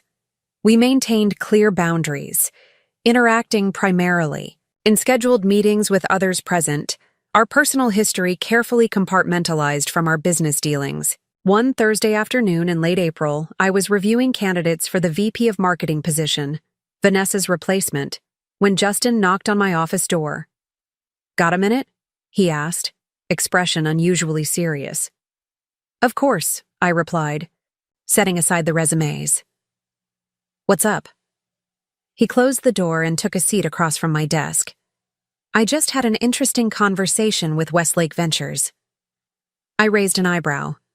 Westlake was a mid-sized competitor who'd been making aggressive moves in our market space. "About?" "They're interested in acquiring us." Justin handed me a folder containing the preliminary terms. "Specifically, they approached me because they thought I might be more receptive than you, given the complicated ownership situation." I scanned the proposal, my pulse quickening. The offer was substantial, well above Omni's current valuation, with provisions for earnouts based on performance metrics. "This is a serious offer." "Very serious," Justin agreed, "and frankly, not a bad exit strategy if you're looking for one. You'd make a substantial profit on your shares, get a clean break from Nate, and Omni's technology would find a good home." It was a logical assessment. From a purely financial perspective, accepting Westlake's offer would be a win. I'd turn my hastily arranged acquisition into a significant profit, avoid the complications of running a company where my ex-husband remained involved, and free myself to return to venture capital or pursue other opportunities. Yet something about the proposition felt wrong. "What do you think?" I asked Justin. "Putting aside the ownership dynamics, is this the right move for Omni?" He considered the question carefully. "Westlake has resources we don't, a larger sales force, more established client relationships in certain sectors. A merger could accelerate our growth." He paused. But we'd lose autonomy. Our product would become part of their suite, our team absorbed into their culture. Some of what makes Omni special would inevitably be lost. And what makes us special, in your view? Justin smiled slightly. Our focus on the user experience, for one. The way we actually listen to client feedback instead of just paying lip service to it. The culture of innovation we've maintained even as we've grown. He shrugged. Intangibles, maybe, but important ones. I nodded, turning back to the proposal. Does Nate know about this? Not from me, Justin replied. But I wouldn't be surprised if Westlake approached him separately. He still has considerable stake in the company. I'll think about it, I said, tucking the folder into my drawer. Let's keep this between us for now. After Justin left, I found myself unable to focus on the marketing candidates. The acquisition offer had stirred up complicated feelings. On one level, it represented an elegant solution to my entanglement with Omni and, by extension, with Nate. I could walk away with a substantial financial win and the satisfaction of having proven my capabilities as a leader during a critical transition. But there was something else, too. A reluctance to relinquish what I'd only just begun to build. In the short time I'd been CEO, I'd implemented changes that were starting to bear fruit. Restructuring the client onboarding process, establishing clearer communication channels between departments, re-energizing the product development roadmap. The company was responding well to my leadership style, which emphasized transparency and accountability over the charismatic but sometimes erratic approach Nate had employed. More personally, Omni had become a focal point in my reconstruction, a place where I was defined by my capabilities rather than my marital status or the scandal of Nate's betrayal. Walking away now felt somehow like conceding that I'd been motivated solely by revenge rather than by a genuine belief in what the company could become. My thoughts were interrupted by a text from Diana. Settlement agreement finalized. Need your signature tomorrow to proceed. We did well. Celebratory lunch? The divorce was concluding with less drama than I'd anticipated. Nate had ultimately accepted my terms with minimal pushback, perhaps recognizing the futility of prolonging a legal battle he was unlikely to win, or perhaps genuinely wanting to move forward with his life. Either way, the process had been relatively smooth. The division of assets straightforward, given our prenuptial agreement and mutual desire for a clean break. Yes to lunch, I replied. The Westlake offer would complicate things if it came to fruition, potentially requiring a renegotiation of certain financial aspects of our settlement. But that was a bridge to cross if and when we reached it. That evening, I found myself reluctant to return to my empty penthouse. Despite its beautiful design and breathtaking views, the apartment still felt more like accommodations than a home, a temporary way station rather than a place where I was putting down roots. I'd done little to personalize it beyond the designers. Initial vision, adding few personal touches or meaningful objects. On impulse, I texted Alicia, "Drink at Riverview in 30?" The upscale bar on the 20th floor of the downtown Meridian Hotel offered panoramic views of the river that bisected Oak Ridge, along with excellent martinis and relative privacy for its patrons. Alicia and I had frequented it during our younger days before marriages and careers had begun to constrain our spontaneity. "Already there," she texted back. "Rough day?" I smiled at her predictive abilities. Just need adult conversation that doesn't involve profit margins. When I arrived, Alicia had secured a corner table with prime views of the sunset reflecting off the river. She was already nursing a Cosempton, her preferred indulgence. "You look exhausted," she greeted me candidly. In a powerful, executive kind of way, but still. "When's the last time you took a day off?" "What day is it again?" I joked, settling into the plush chair across from her. "Honestly, I'm not sure. The weeks have blurred together." "That's not sustainable, Meg," she said, her tone softening. "Even corporate warriors need downtime." I signaled the waiter for a gin martini, then turned back to my oldest friend. I know. It's just, walking away feels like admitting I can't handle it. Walking away from what? The office at a reasonable hour? Taking a weekend to yourself? That's not weakness. It's basic self-care. You sound like my mother, I grumbled. Your mother is a very wise woman, Alicia replied with a grin. Seriously, though, you've proven your point. You've shown Nate, the board, the entire tech community that you're more than capable of running Omni. Now you need to show yourself that you're more than just your job. Her words resonated uncomfortably. Had I simply replaced one form of identity reliance with another? First, defining myself as Nate's wife, now as Omni's CEO? There's something else, I said, deciding to confide in her about the Westlake offer, an acquisition possibility that would let me exit gracefully, with a significant profit. Alicia listened thoughtfully as I outlined the proposal and my conflicted reaction to it. When I finished, she sat back, considering. What does your gut tell you? She asked simply. That it's too soon to sell, I admitted. That there's more I want to accomplish with Omni before letting it go. Then there's your answer. She leaned forward, brown eyes intent.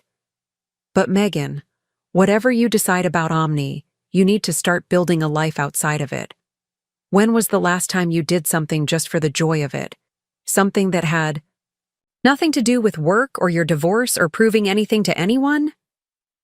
I opened my mouth to respond, then closed it again, realizing I didn't have a ready answer.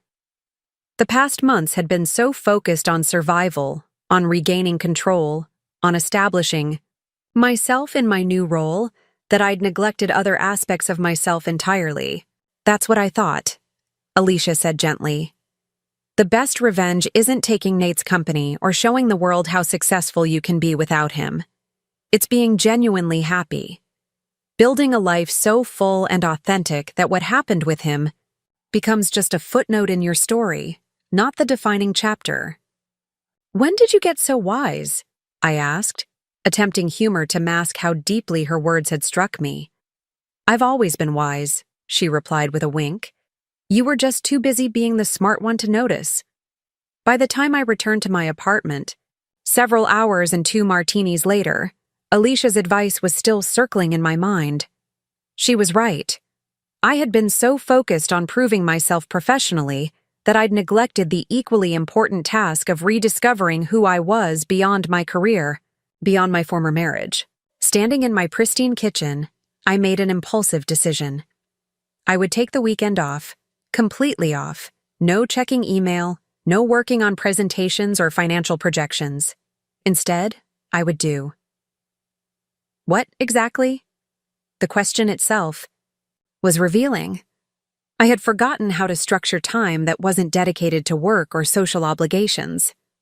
What had I enjoyed before my life became consumed by Omni and the aftermath of Nate's betrayal? Reading for pleasure, certainly. Not business books or industry reports, but novels that transported me to other worlds and perspectives. Hiking in the mountains north of Oak Ridge. Cooking elaborate meals from scratch, something I'd largely abandoned as Nate's, and my schedules grew increasingly hectic. Simple pleasures, perhaps, but authentic ones. Starting points for rebuilding a life that included joy as a priority, not just achievement. Friday morning, I shocked my assistant by informing her I would be unreachable until Monday. I cleared my calendar, delegated pressing matters to appropriate team members, and left the office by noon, ignoring the startled glances as I walked through the open workspace hours earlier than usual.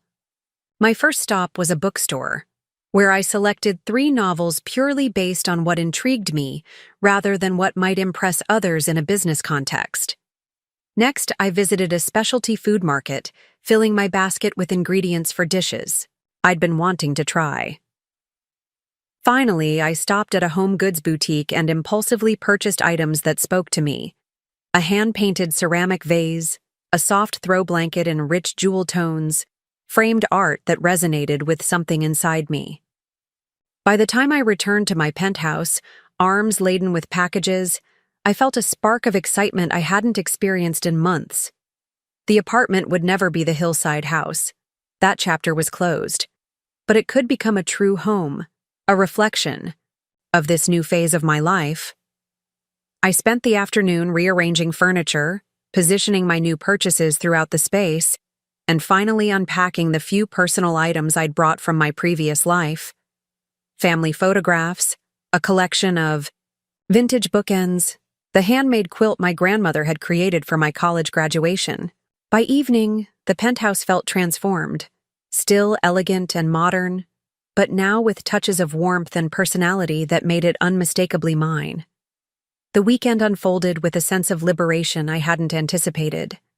I lost myself in fiction, hiked a challenging trail in a nearby state park, experimented with complex recipes, and even indulged in the luxury of an afternoon nap.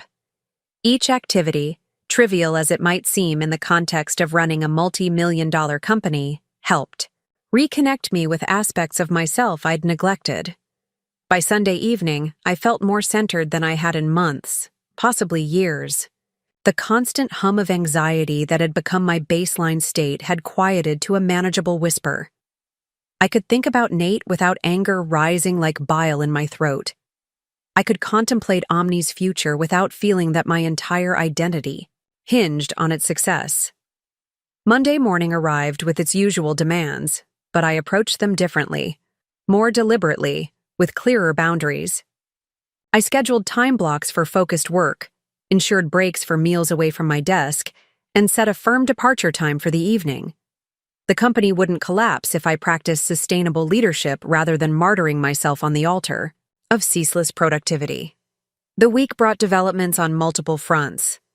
Diana and I finalized the divorce settlement over lunch on Tuesday, officially ending my marriage to Nate. The papers were signed with less emotion than I might have expected, a business-like conclusion to a relationship that had, in the end, been revealed as more transactional than I'd wanted to believe. "How does it feel?" Diana asked as we toasted with champagne. "To be officially unattached?" I considered the question seriously. "Lighter," I decided. "Like I've set down a heavy suitcase I'd been carrying for too long." "And Omni? Are you going to pursue the Westlake offer?" "Not immediately," I said. "I want more time to build value before considering an exit." Diana nodded approvingly. "Wise choice. Strike when you're in a position of maximum leverage." The conversation shifted to other topics. Diana's recent vacation in Portugal, a mutual friend's engagement, the upcoming Summer Arts Festival in Oak Ridge's revitalized downtown. Normal life continuing, evolving, as it always did regardless, of personal upheavals. Wednesday brought a surprise visitor to Omni. Harold Bennett, my mentor from Horizon Ventures, appeared unannounced at reception asking to see me. "This is an unexpected pleasure," I greeted him, genuinely glad to see the man who had guided my career for over a decade. "What brings you to our humble headquarters?" Harold's silver hair and impeccable suit commanded respect, but his eyes held the warmth they always had when we spoke. "Can't an old man check in on his protégé without an ulterior motive?"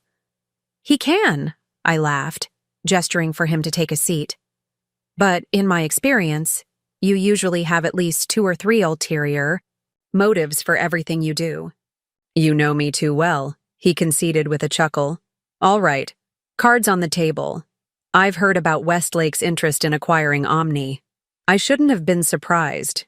Harold had connections throughout the industry and an uncanny ability to detect potential deals before they became public knowledge. "News travels fast," I observed neutrally. "In our world? Always." He leaned forward, expression turning serious. "Megan, before you make any decisions, I want you to consider an alternative proposition. Horizon is interested in taking a significant minority position in Omni, not control, but enough to provide growth capital and strategic support." The proposal caught me off guard. Horizon as an investor rather than facilitating an acquisition? Harold nodded. "We've been watching Omni's performance under your leadership. The operational improvements you've implemented in just a few months are impressive. The board believes there's substantial untapped potential here, especially with the right backing. And my role at Horizon? We discussed a leave of absence, not a permanent departure.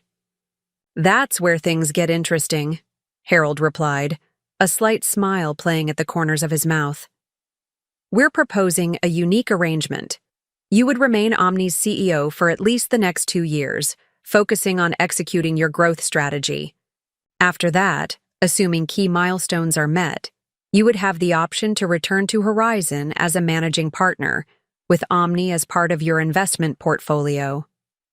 The proposal was elegant, a path that would allow me to complete what I'd started at Omni while eventually returning to venture capital in a more senior role. It would also provide the capital Omni needed for expansion without surrendering control to a competitor like Westlake. What about Nate? I asked, the question unavoidable. He's still a significant shareholder, and we've just finalized our divorce. We've anticipated that complication, Harold assured me. Part of our proposal includes an offer to buy out his remaining shares at a premium, enough to make it financially attractive for him to exit completely. From our conversations with him, we believe he's receptive to the idea. You've spoken with him already. I tried to keep the surprise from my voice. Preliminary discussions only, Harold clarified. He understands this would require your agreement as majority shareholder. But yes, he expressed interest in a clean break that would allow him to pursue new ventures. The revelation wasn't entirely surprising. Despite our carefully constructed professional detente, Nate had seemed increasingly restless at Omni, present physically but emotionally distant, his entrepreneurial spirit chafing under the constraints of advisory status in a company he'd founded but no longer controlled. I'd need to review the full proposal, I said cautiously, and discuss it with the board. Of course, Harold agreed, producing a sealed envelope from his briefcase. All the details are here, including the valuation methodology and proposed governance structure. Take your time, Megan. This isn't a decision to rush. After Harold left, I sat with the sealed envelope on my desk, contemplating the path forward. Horizon's proposal offered an elegant solution to several challenges: capital for growth, a graceful exit for Nate, and a defined trajectory for my own career. Yet it also represented another significant change at a time when I was just beginning to find my footing. I was still considering the implications when Justin knocked on my open door. Harold Bennett just left looking pleased with himself, he observed. Anything I should know about? I hesitated only briefly before inviting him in and sharing the outline of Horizon's proposal. Justin was not just my COO, but had become a trusted ally in navigating Omni's post-Nate evolution. His perspective would be valuable. Justin whistled, low after I finished describing the offer. It's a strong proposal, better than Westlake's, if you're thinking beyond the immediate exit. That's my initial assessment too, I agreed. But I'm concerned about change fatigue among the team. We've already been through so much transition. True, he acknowledged. But positioning this as growth capital rather than another ownership change could make a difference in how it's perceived. And honestly, having Nate completely out of the picture might help stabilize things more than you'd expect.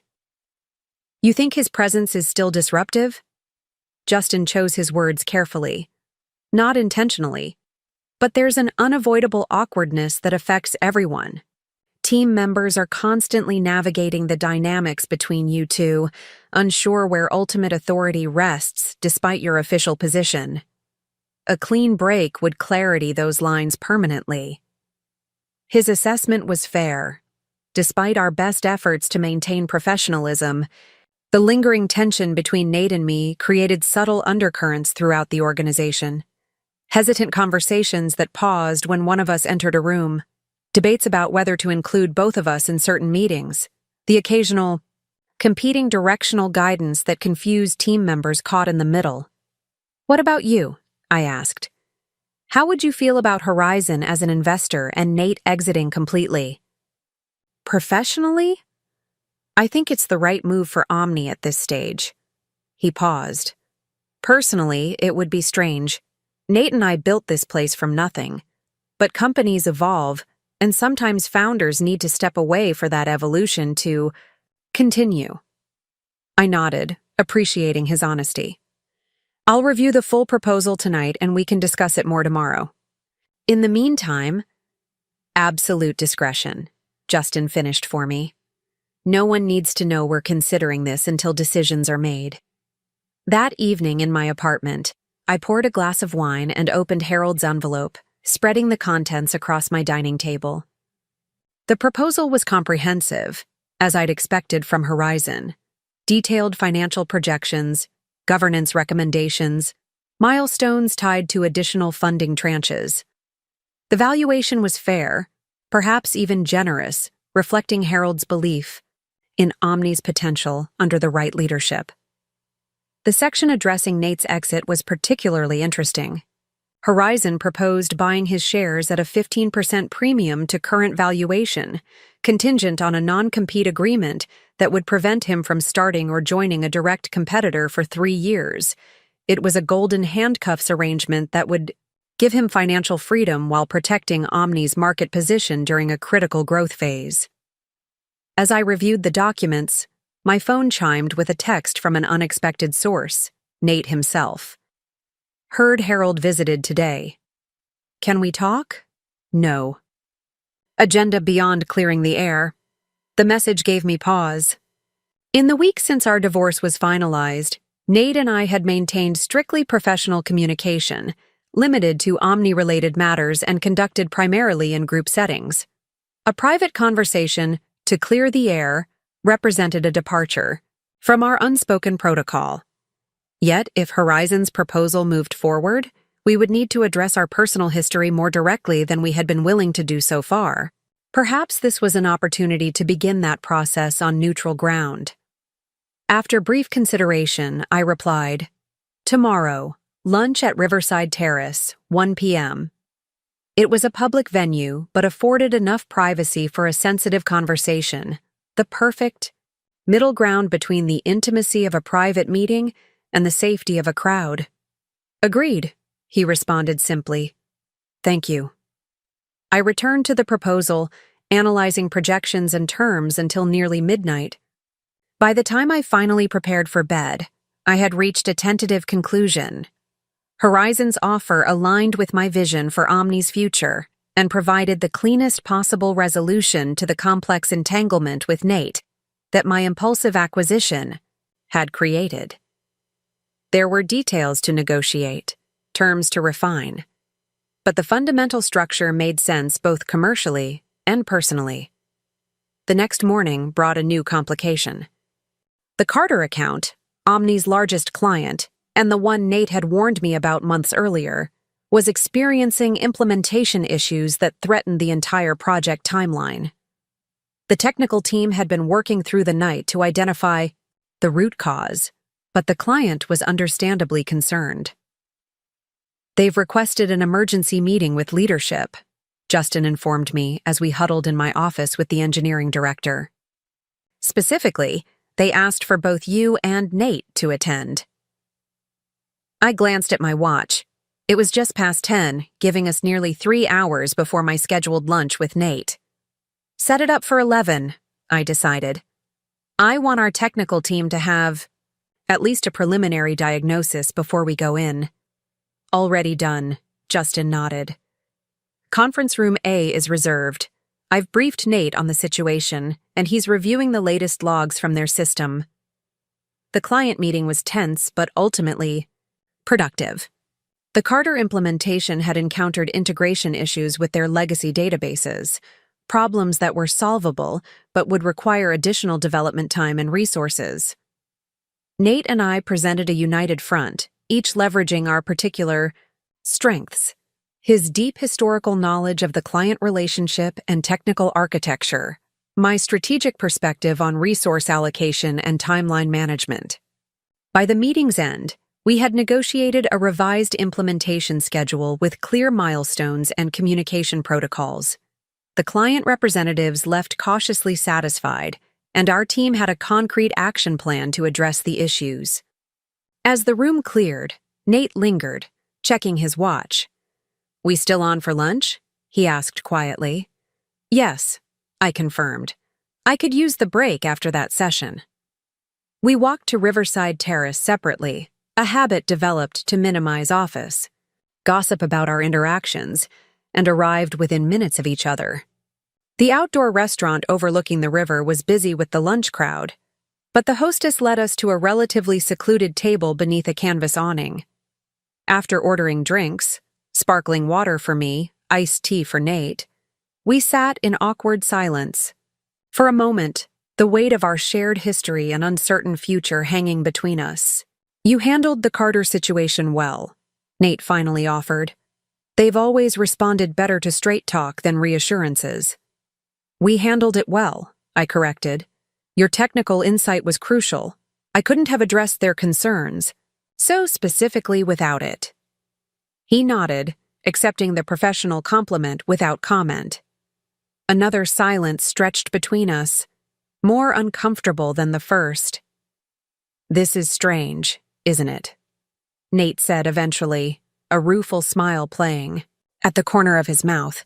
"After everything, sitting here like civilized adults discussing work as if you hadn't betrayed me and I hadn't taken over your company?" I finished for him, more bluntly than I'd intended. To my surprise, Nate laughed, a genuine sound I hadn't heard from him in months. Exactly that, not exactly a conventional divorce narrative. His unexpected humor broke something in me, a lingering tension I hadn't realized I was still carrying. I found myself smiling in response, the absurdity of our situation suddenly striking me with full force. "We never did anything the conventional way, did we?" I remarked. "Not once," he agreed, raising his glass in a mock toast. "Two unconventional endings."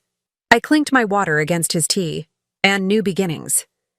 The words came naturally, without the bitterness I might have expected even weeks earlier. Our food arrived, a salad for me, sandwich for him, providing a momentary reprieve from conversation.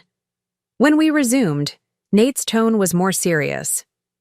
"Harold talked to you about Horizon's proposal?" "Yes," I confirmed. "It's an interesting opportunity. For the company and for both of us, potentially." Nate nodded slowly. "I think it might be the right move, Megan. For Omni to grow the way it should and for us to disentangle." "You'd be leaving the company entirely," I observed. "Are you ready for that?" He considered the question thoughtfully. 6 months. Ago? No. But now? He shrugged. "Omni's in good hands. The team respects you, the clients trust you, and I've realized recently that I miss the early stages of building something. The creativity, the possibility, the hunger. I've had some ideas percolating."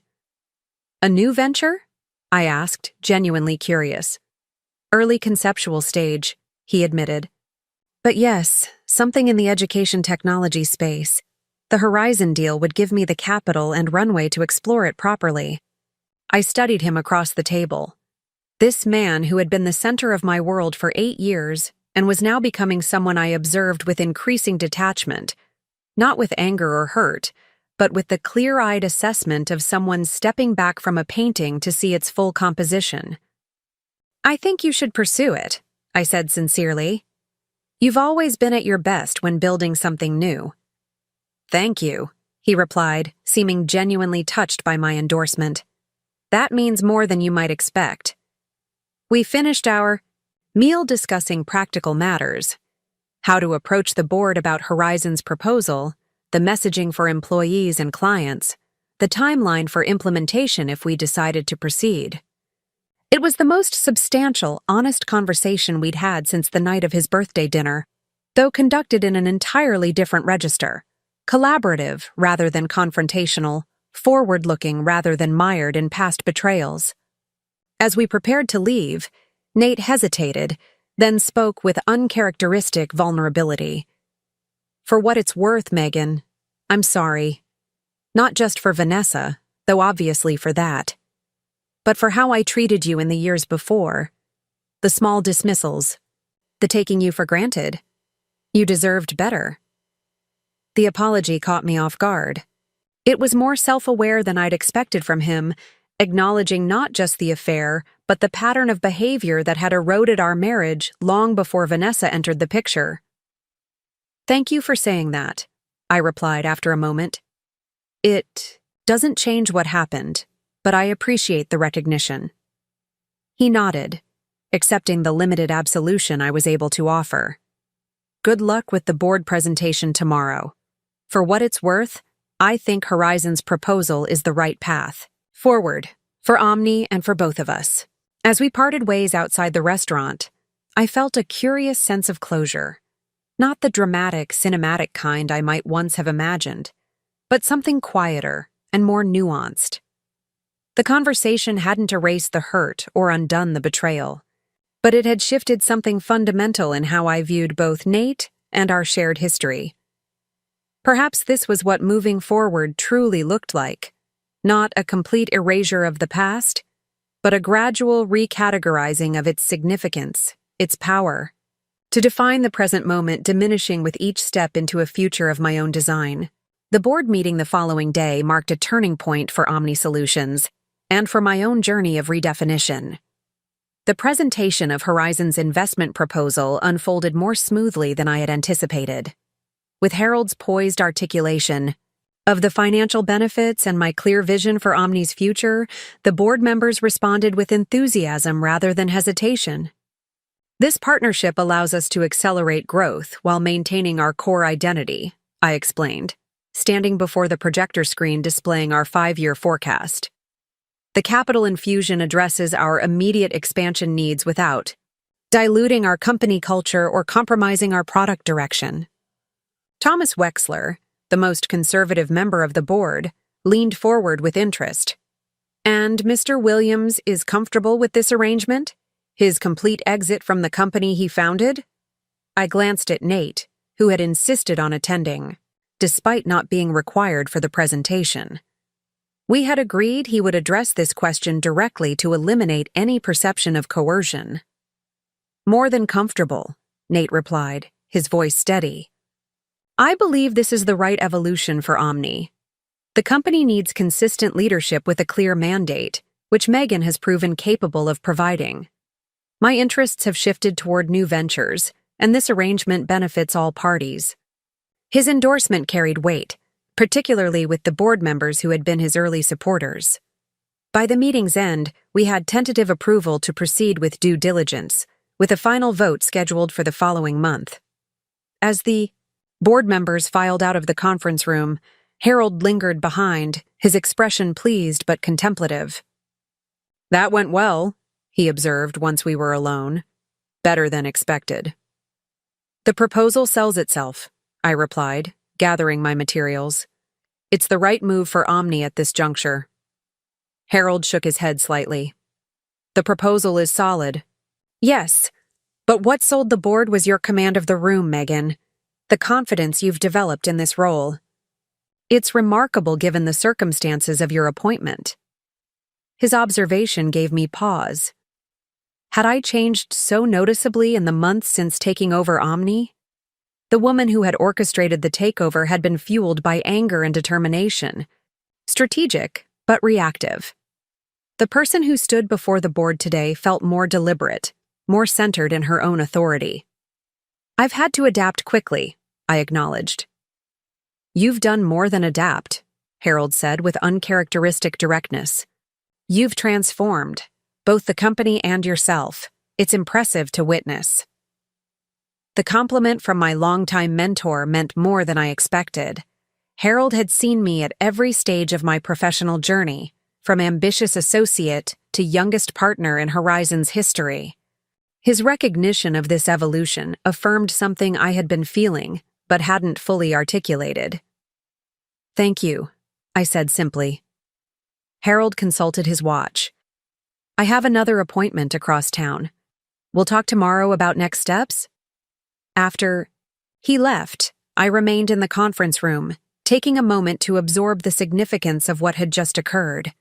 The Horizon partnership, if finalized, would reshape Omni's trajectory and provide definitive resolution to the unorthodox situation I had created months ago. The takeover that had begun as an act of self-preservation, a desperate grab for control in the wake of betrayal, had evolved into something more considered, more forward-looking. I was no longer merely reacting to Nate's actions, but actively designing a future that made strategic sense for the company and for my own professional path. My phone chimed with a text from Diana. Divorce decree officially filed with the court. You are officially a free woman. Congratulations. The news felt anticlimactic after everything else, a formal acknowledgement of what had already emotionally concluded. Still, there was something meaningful about the legal recognition that my marriage was truly, finally over. Thank you for everything, I replied. Definitely cause for celebration. Dinner next week? As I gathered my materials to leave the conference room, Nate appeared in the doorway, his expression unreadable. Do you have a minute? He asked tentatively. I gestured to the chair across from me, curious about what he wanted to discuss after his surprisingly supportive presentation to the board. I've been thinking about logistics, he began once seated. Assuming the Horizon deal goes through, I'll be exiting Omni completely within 60 days. That means I should start planning my transition now. That seems prudent, I agreed. Do you have specific concerns? Not concerns exactly, more loose ends. He hesitated. The Carter account, for instance. They've worked directly with me since the beginning. The handoff needs to be handled carefully. I've already started identifying potential account executives with the right technical knowledge and relationship skills, I assured him. We could arrange joint meetings over the next few weeks to facilitate a smooth transition. Nate nodded. That makes sense.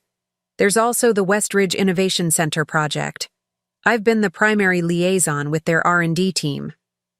We spent the next half hour mapping out a transition plan for Nate's remaining responsibilities. Client, relationships, internal projects, and institutional knowledge that hadn't been properly documented. The conversation was entirely professional, focused on Omni's needs rather than our personal history. As we concluded, Nate paused, seeming to debate whether to say something more. This is strange to admit, he finally said, but I'm actually excited about what comes next. For Omni under your leadership, and for my own new chapter. The candor in his voice suggested genuine self-reflection rather than performative politeness. I studied him for a moment, trying to reconcile this self-aware, forward-looking man with the husband who had betrayed me so thoroughly. I think that's healthy, I replied carefully, for both of us to be looking ahead rather than behind. Vanessa and I aren't together, by the way, he added abruptly. I don't know if you knew that or cared, but it ended weeks ago. The revelation wasn't entirely surprising. Affairs born in deception rarely survived exposure to daylight and consequences. Still, I was uncertain how to respond or why Nate felt compelled to share this information. I didn't know, I said neutrally. But that's your personal business, Nate. You don't owe me updates on your love life. I know, he acknowledged. He shrugged, uncharacteristically inarticulate. It wasn't what I thought it was, or who I thought she was, or maybe who I thought I was. I don't know. There was a vulnerability in his admission that the old Megan, the one who had loved him, supported him, built a life with him, might have responded to with compassion or even reconciliation. But that woman was gone, transformed by betrayal, and its aftermath into someone with clearer boundaries and a more calibrated emotional compass. I hope you find more clarity moving forward, I said sincerely. You're too talented to waste time on relationships built on illusions, professional, or personal. He accepted this limited offering with a nod. You too, Megan, though you seem to have found your clarity already. After he left, I remained at the conference table, turning over our conversation in my mind. There had been a time when Nate's admission about Vanessa would have meant everything to me. Validation, vindication, perhaps even schadenfreude. Now it registered as merely informative, a footnote rather than a headline in the ongoing story of my life. This, I realized, was perhaps the most significant measure of my progress. Not the professional achievements or strategic victories, but this gradual emotional disentanglement, this recalibration of what and who mattered in my universe. The next 4 weeks passed in a blur of due diligence meetings, client presentations, and continued operational improvements at Omni.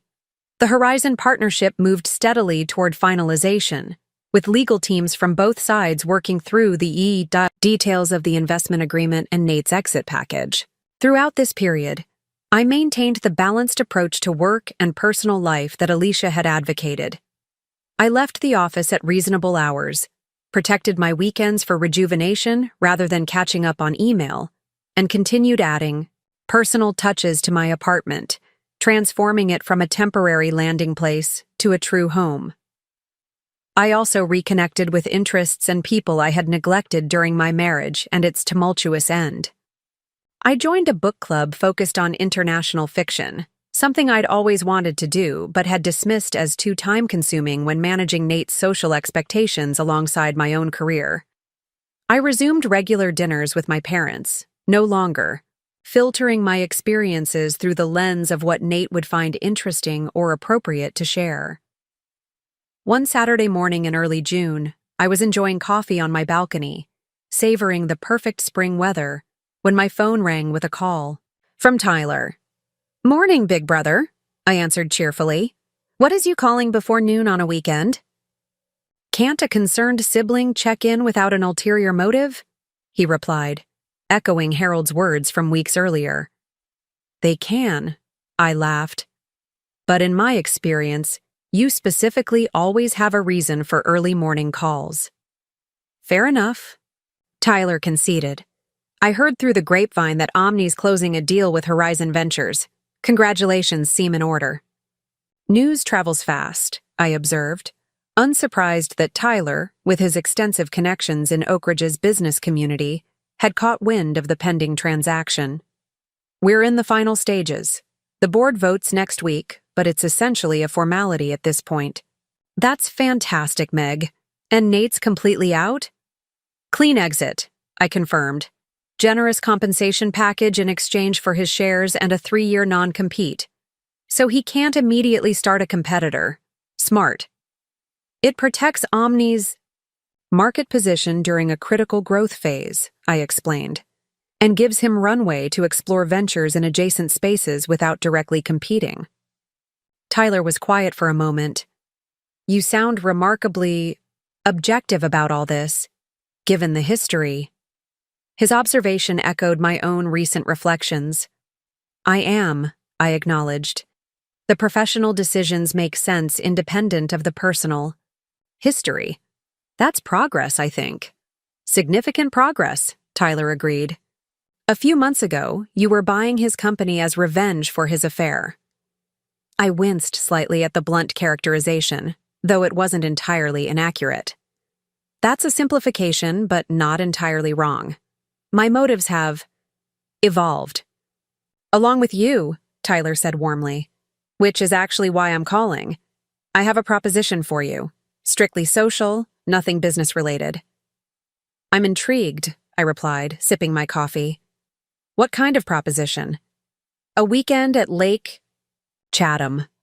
My college roommate Mark has a lake house he's not using next weekend, and he offered it to me.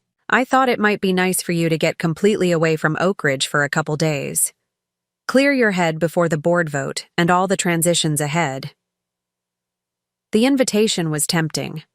Lake Chatham was about 3 hours north of Oak Ridge, renowned for its crystalline waters and surrounding hiking trails.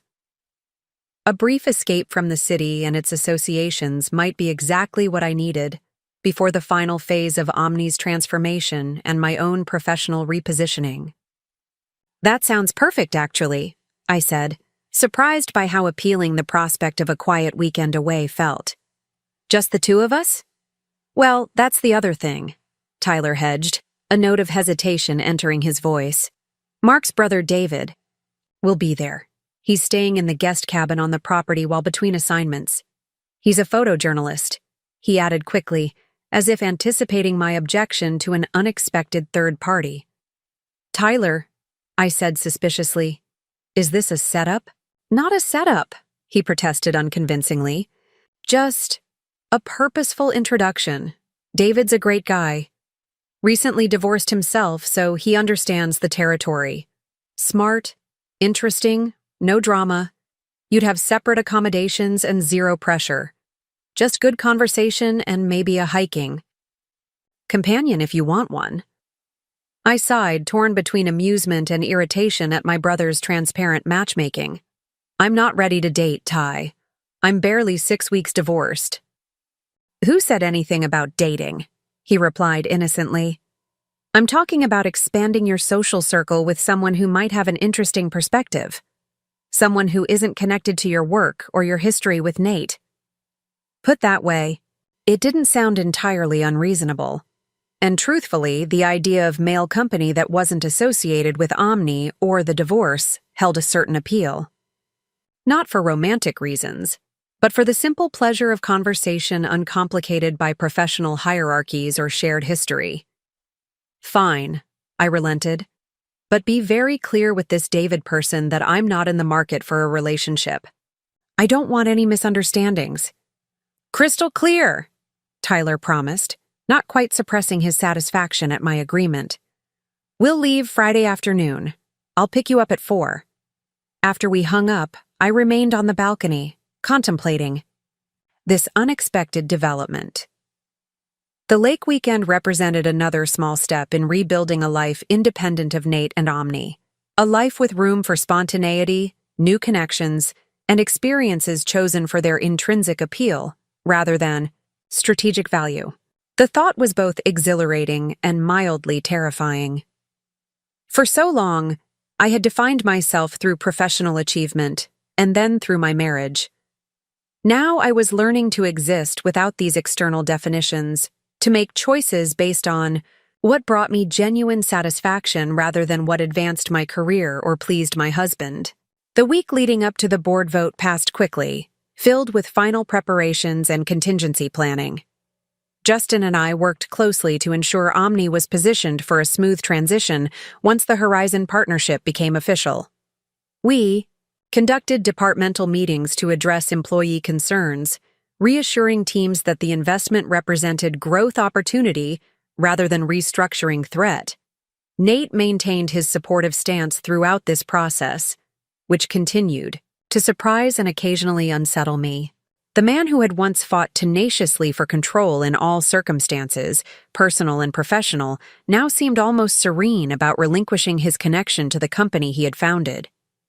You're handling this with remarkable grace, I observed during one of our transition planning sessions. It's not what I expected. Nate considered this for a moment before responding. I've had a lot of time to reflect recently. On Omni, on our marriage, on the kind of person I've been. He paused, choosing his words carefully. I didn't like what I saw in that reflection, Megan. The entitlement, the selfishness, the need to control outcomes regardless of impact on others. His self-awareness caught me off guard. This was not the Nate I had known, or thought I had known, during our marriage. What changed? I asked, genuinely curious. Besides losing my wife, my company, and my self-respect in the span of a few months, he replied with a wry smile. I started therapy, actually. Intensive work on understanding patterns I've repeated my entire adult life. The revelation was unexpected. Nate had always dismissed therapy as navel-gazing, preferring action to introspection in all areas of life. That's commendable, I said. unsure how else to respond to this glimpse of genuine growth in a man I had written off as irredeemably self-centered.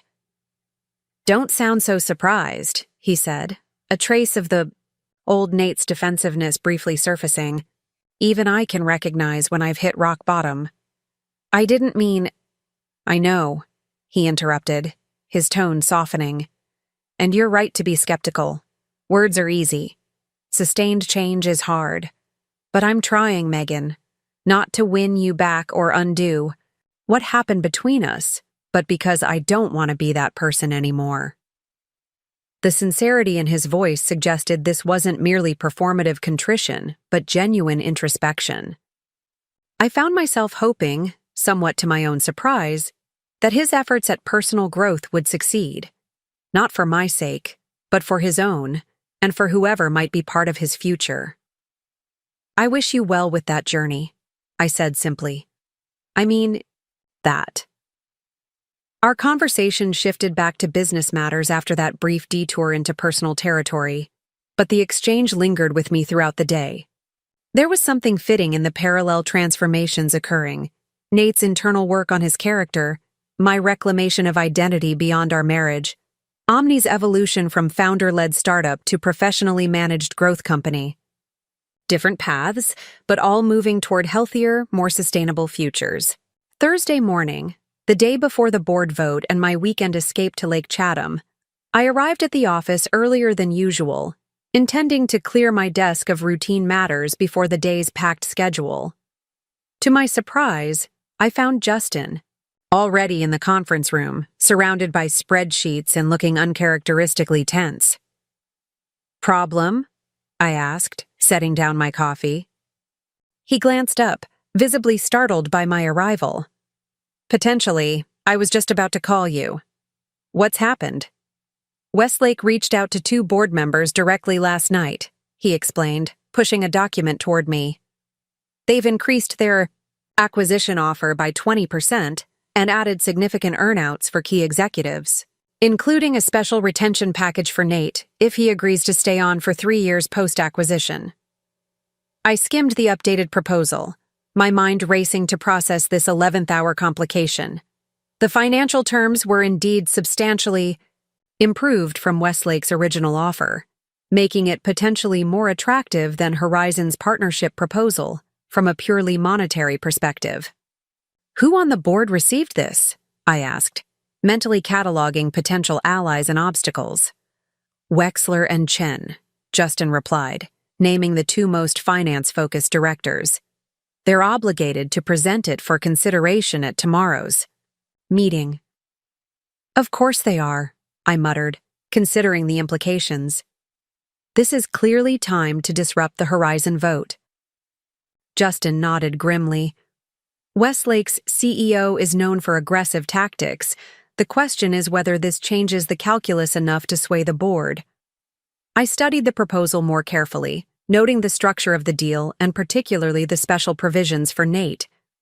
"Have you spoken with Nate about this? The retention package is clearly designed to drive a wedge between us." "Not yet. I only learned about it 30 minutes ago." Before I could respond, my phone rang with a call from Harold. Clearly, news of Westlake's counteroffer was traveling fast. "I assume you've seen Westlake's revised proposal," Harold said without preamble when I answered. "Just reviewing it now," I confirmed. "Interesting timing." "Classic spoiler tactic," Harold agreed, his tone suggesting he'd seen this maneuver many times before. "The question is how you want to respond. Horizon could potentially match the financial terms, but that would change the fundamental nature of our partnership proposal." I considered our options carefully. "Let me speak with Nate and gauge the board's temperature. We should know by midday whether this represents a serious threat to our arrangement or just a desperate last-minute play." After ending the call with Harold, I asked Justin to contact Nate and request an immediate meeting. Within 30 minutes, the 3 of us were sequestered in my office, reviewing Westlake's counteroffer together. "Did you know this was coming?" I asked Nate directly, watching his reaction closely. "Absolutely not," he replied, looking genuinely surprised as he reviewed the documents. Though in retrospect, I should have anticipated something like this. Westlake's CEO has a reputation for dramatic 11th-hour maneuvers. The retention package specifically targeting you suggests they believe you're key to their strategy, Justin observed, or at least to disrupting our current plan. Nate shook his head, still studying the proposal. This isn't about my technical knowledge or client relationships. It's about optics. They're trying to create the narrative that the founder is being pushed out against his will, and they're riding to the rescue. His assessment aligned with my own reading of the situation. The question is whether it will work, I said. Wexler and Chen are pragmatists. If the financial differential is significant enough, they might advocate for reconsidering our direction. So what's our countermove? Justin asked, looking between Nate and me. I considered the question, mentally gaming out various scenarios and their likely outcomes. The simplest solution would be asking Horizon to match Westlake's improved financial terms, but that felt reactive rather than strategic. Moreover, it potentially sacrificed the thoughtful structure of the Horizon partnership for a short-term financial win. I think we need to reframe the conversation entirely, I said slowly, an idea taking shape. This isn't simply about financial terms. It's about Omni's future identity and market position. Nate nodded, seeming to follow my thinking. Horizon offers strategic partnership while preserving Omni's independence.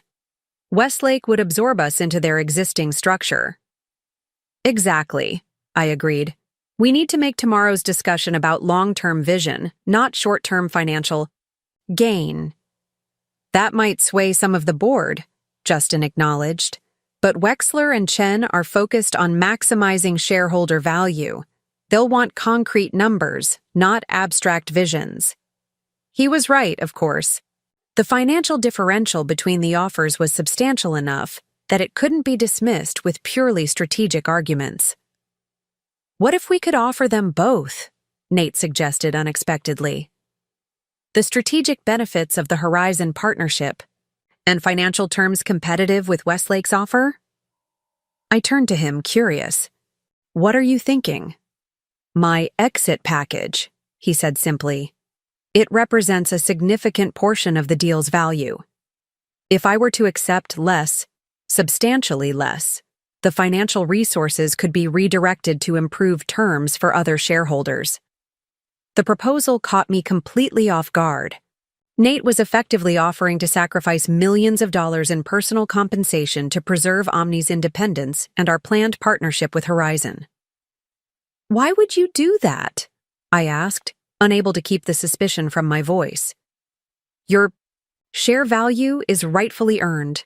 It's not just a golden parachute. Because Westlake would dismantle everything we've built, he replied with unexpected passion. The culture, the product direction, the client relationships, all subordinated to their existing business model. They're buying market share and talent, not vision. He paused, meeting my gaze directly. And because I believe in what you're doing with Omni, Megan, the direction you've taken the company these past months is better than where I was heading.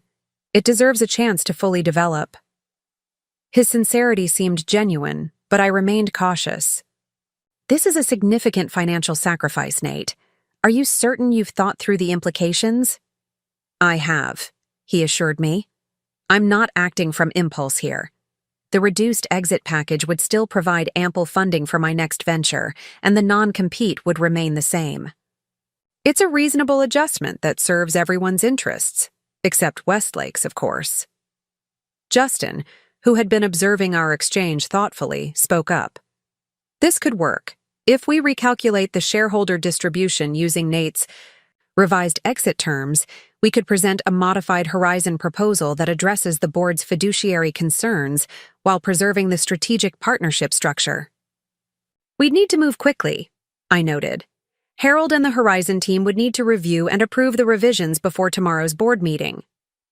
I'll call Harold, Nate offered, surprising me again with his proactive support.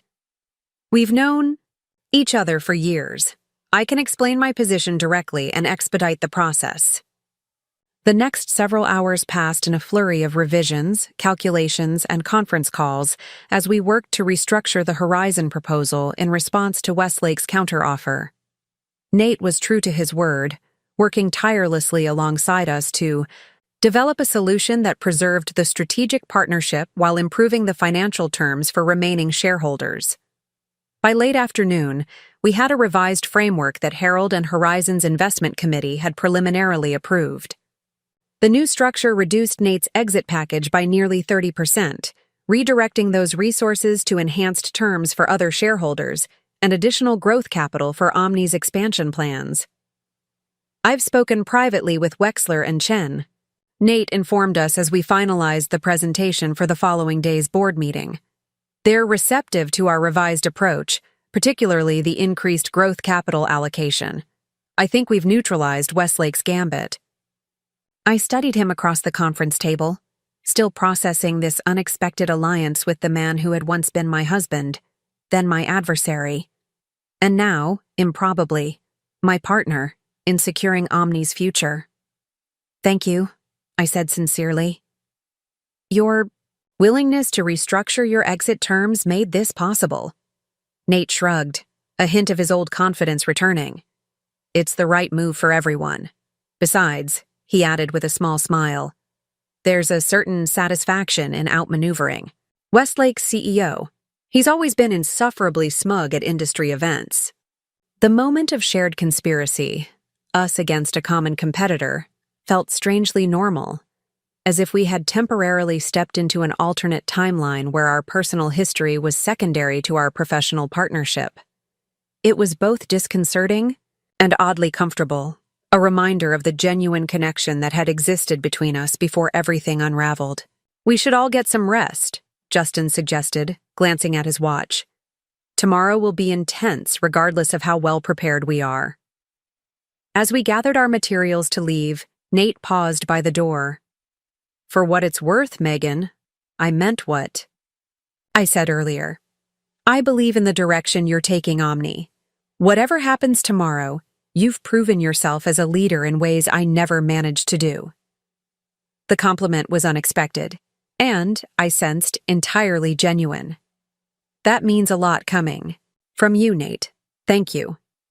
Friday morning arrived with the nervous energy that precedes any major corporate decision.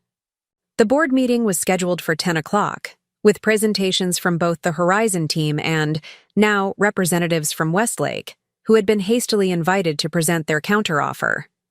I arrived early, reviewing my notes and centering myself for what promised to be a challenging session. Justin joined me shortly after, his calm presence reassuring as always. Ready for this? He asked, setting down 2 cups of coffee, one for himself, one for me. As ready as possible, I replied, accepting the coffee gratefully. Nate's conversations with Wexler and Chen seem promising, but board dynamics can be unpredictable. True, Justin acknowledged. But we have a strong case and the right team to make it. That counts for a lot. The board meeting unfolded much as we had anticipated. Harold and the Horizon team presented first, outlining their revised partnership proposal with the enhanced financial terms made possible by Nate's restructured exit package. They emphasized the strategic alignment between Horizon's investment, philosophy, and Omni's product direction, the growth capital that would accelerate our expansion plans, and the governance structure that would preserve Omni's operational independence. Westlake followed with a polished presentation of their acquisition offer, focusing primarily on the premium valuation and potential synergies between our product lines. Their CEO, Martin Grayson, was smooth and persuasive, painting a vision of Omni as a critical component in Westlake's integrated enterprise solution. Integration is where true value is created, Grayson concluded confidently. Standalone operations cannot achieve the scale efficiencies and market penetration that full incorporation into Westlake's platform would provide. After both presentations concluded, the board entered closed deliberations, excluding all non-directors from the room. The waiting period that followed was excruciating. 2 hours of nervous pacing and speculative conversation as Harold, Justin, the Westlake team, and I awaited the board's decision. Nate found me in the small breakout room where I'd retreated to review emails and distract myself from the wait. "Holding up okay?" he asked, closing the door behind him. "Managing," I replied, though I'd forgotten how stressful these inflection points can be. "The board dynamics looked positive from where I was sitting," he offered. Chen was particularly engaged during Horizon's technical integration discussion. That's usually a good sign with him. "I noticed that too," I agreed, though Westlake made a compelling financial case. "Numbers without vision," Nate dismissed. "Grayson doesn't understand what makes Omni special. To him, we're just features to be absorbed and client relationships to be leveraged." His defense of Omni's unique value reminded me briefly of the passionate founder I had fallen in love with years ago, the man who could talk for hours about the transformative potential of the technology he was building. That authentic core had been obscured in recent years by ego and ambition, but perhaps it had never entirely disappeared. "Whatever happens," I said impulsively, "I want you to know I appreciate how you've handled this transition. It hasn't been easy for either of us, but you've been unexpectedly supportive." Nate seemed momentarily taken aback by my candor. "I've had a lot to atone for," he said finally. "Supporting your leadership of Omni feels like the right place to start." Before we could continue this unexpected moment of connection, Justin appeared at the door. "They're ready for us. The board has reached a decision." The next 15 minutes passed in a blur of formalities and corporate governance. Procedures. Thomas Wexler, as board chair, announced the outcome with characteristic precision. Horizon's revised partnership proposal had been approved by unanimous vote. Westlake's counteroffer, while financially compelling, had been deemed less aligned with Omni's long-term strategic interests. Martin Grayson accepted the decision with professional courtesy that barely masked his disappointment. Harold caught my eye across the room, his slight nod conveying satisfaction with the outcome we had worked so hard to secure. As the meeting concluded and people began to disperse, a curious sense of anticlimax settled over me. This pivotal moment, the culmination of months of strategic maneuvering following my impulsive acquisition of Nate's company, felt somehow less dramatic than I had anticipated. Perhaps because the true transformations had already occurred internally, rendering the external validation almost secondary. Later that afternoon, as I finalized preparations for the weekend at Lake Chatham, Tyler texted to confirm our departure time. "Packed and ready for 4 p.m. pickup? Fair warning, I have excellent playlists prepared for the drive." I smiled at his enthusiasm. "Ready and looking forward to it," I replied. "Even the playlists." As I closed my suitcase, my phone rang with a call from Harold. "Congratulations, CEO," he greeted me warmly.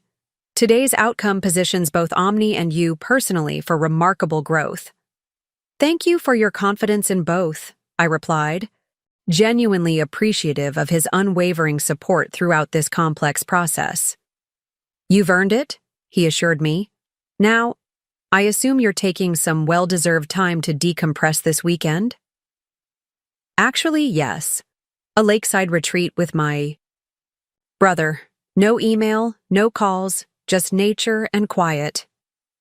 "Perfect," Harold approved. "When you return, we'll begin planning the next phase of this journey. Your transition back to Horizon is still approximately 24 months away, but it's not too early to consider who might succeed you at Omni when that time comes." His mention of succession planning, a necessary but often neglected aspect of leadership, reminded me how far I had traveled from the reactive, emotionally driven decision-maker who had orchestrated the hostile takeover of her husband's company. That woman had been focused solely on immediate control and vindication.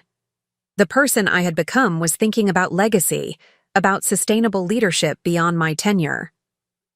"I have some preliminary thoughts on that front," I told Harold, "but let's discuss after the weekend." I want to approach it with a clear mind. After ending the call, I stood for a moment in my apartment. This space that had transformed from a hasty refuge to a true home over the past months. The journey from that explosive birthday dinner to this moment of quiet resolution had not followed any path I could have anticipated or planned. Yet standing here now, I felt a deep sense of rightness, of alignment between my external circumstances and internal truth. The doorbell rang precisely at 4 o'clock. Tyler's punctuality, as reliable as ever. As I descended in the elevator with my weekend bag, I felt a lightness that had nothing to do with the board's decision or the professional milestone achieved today.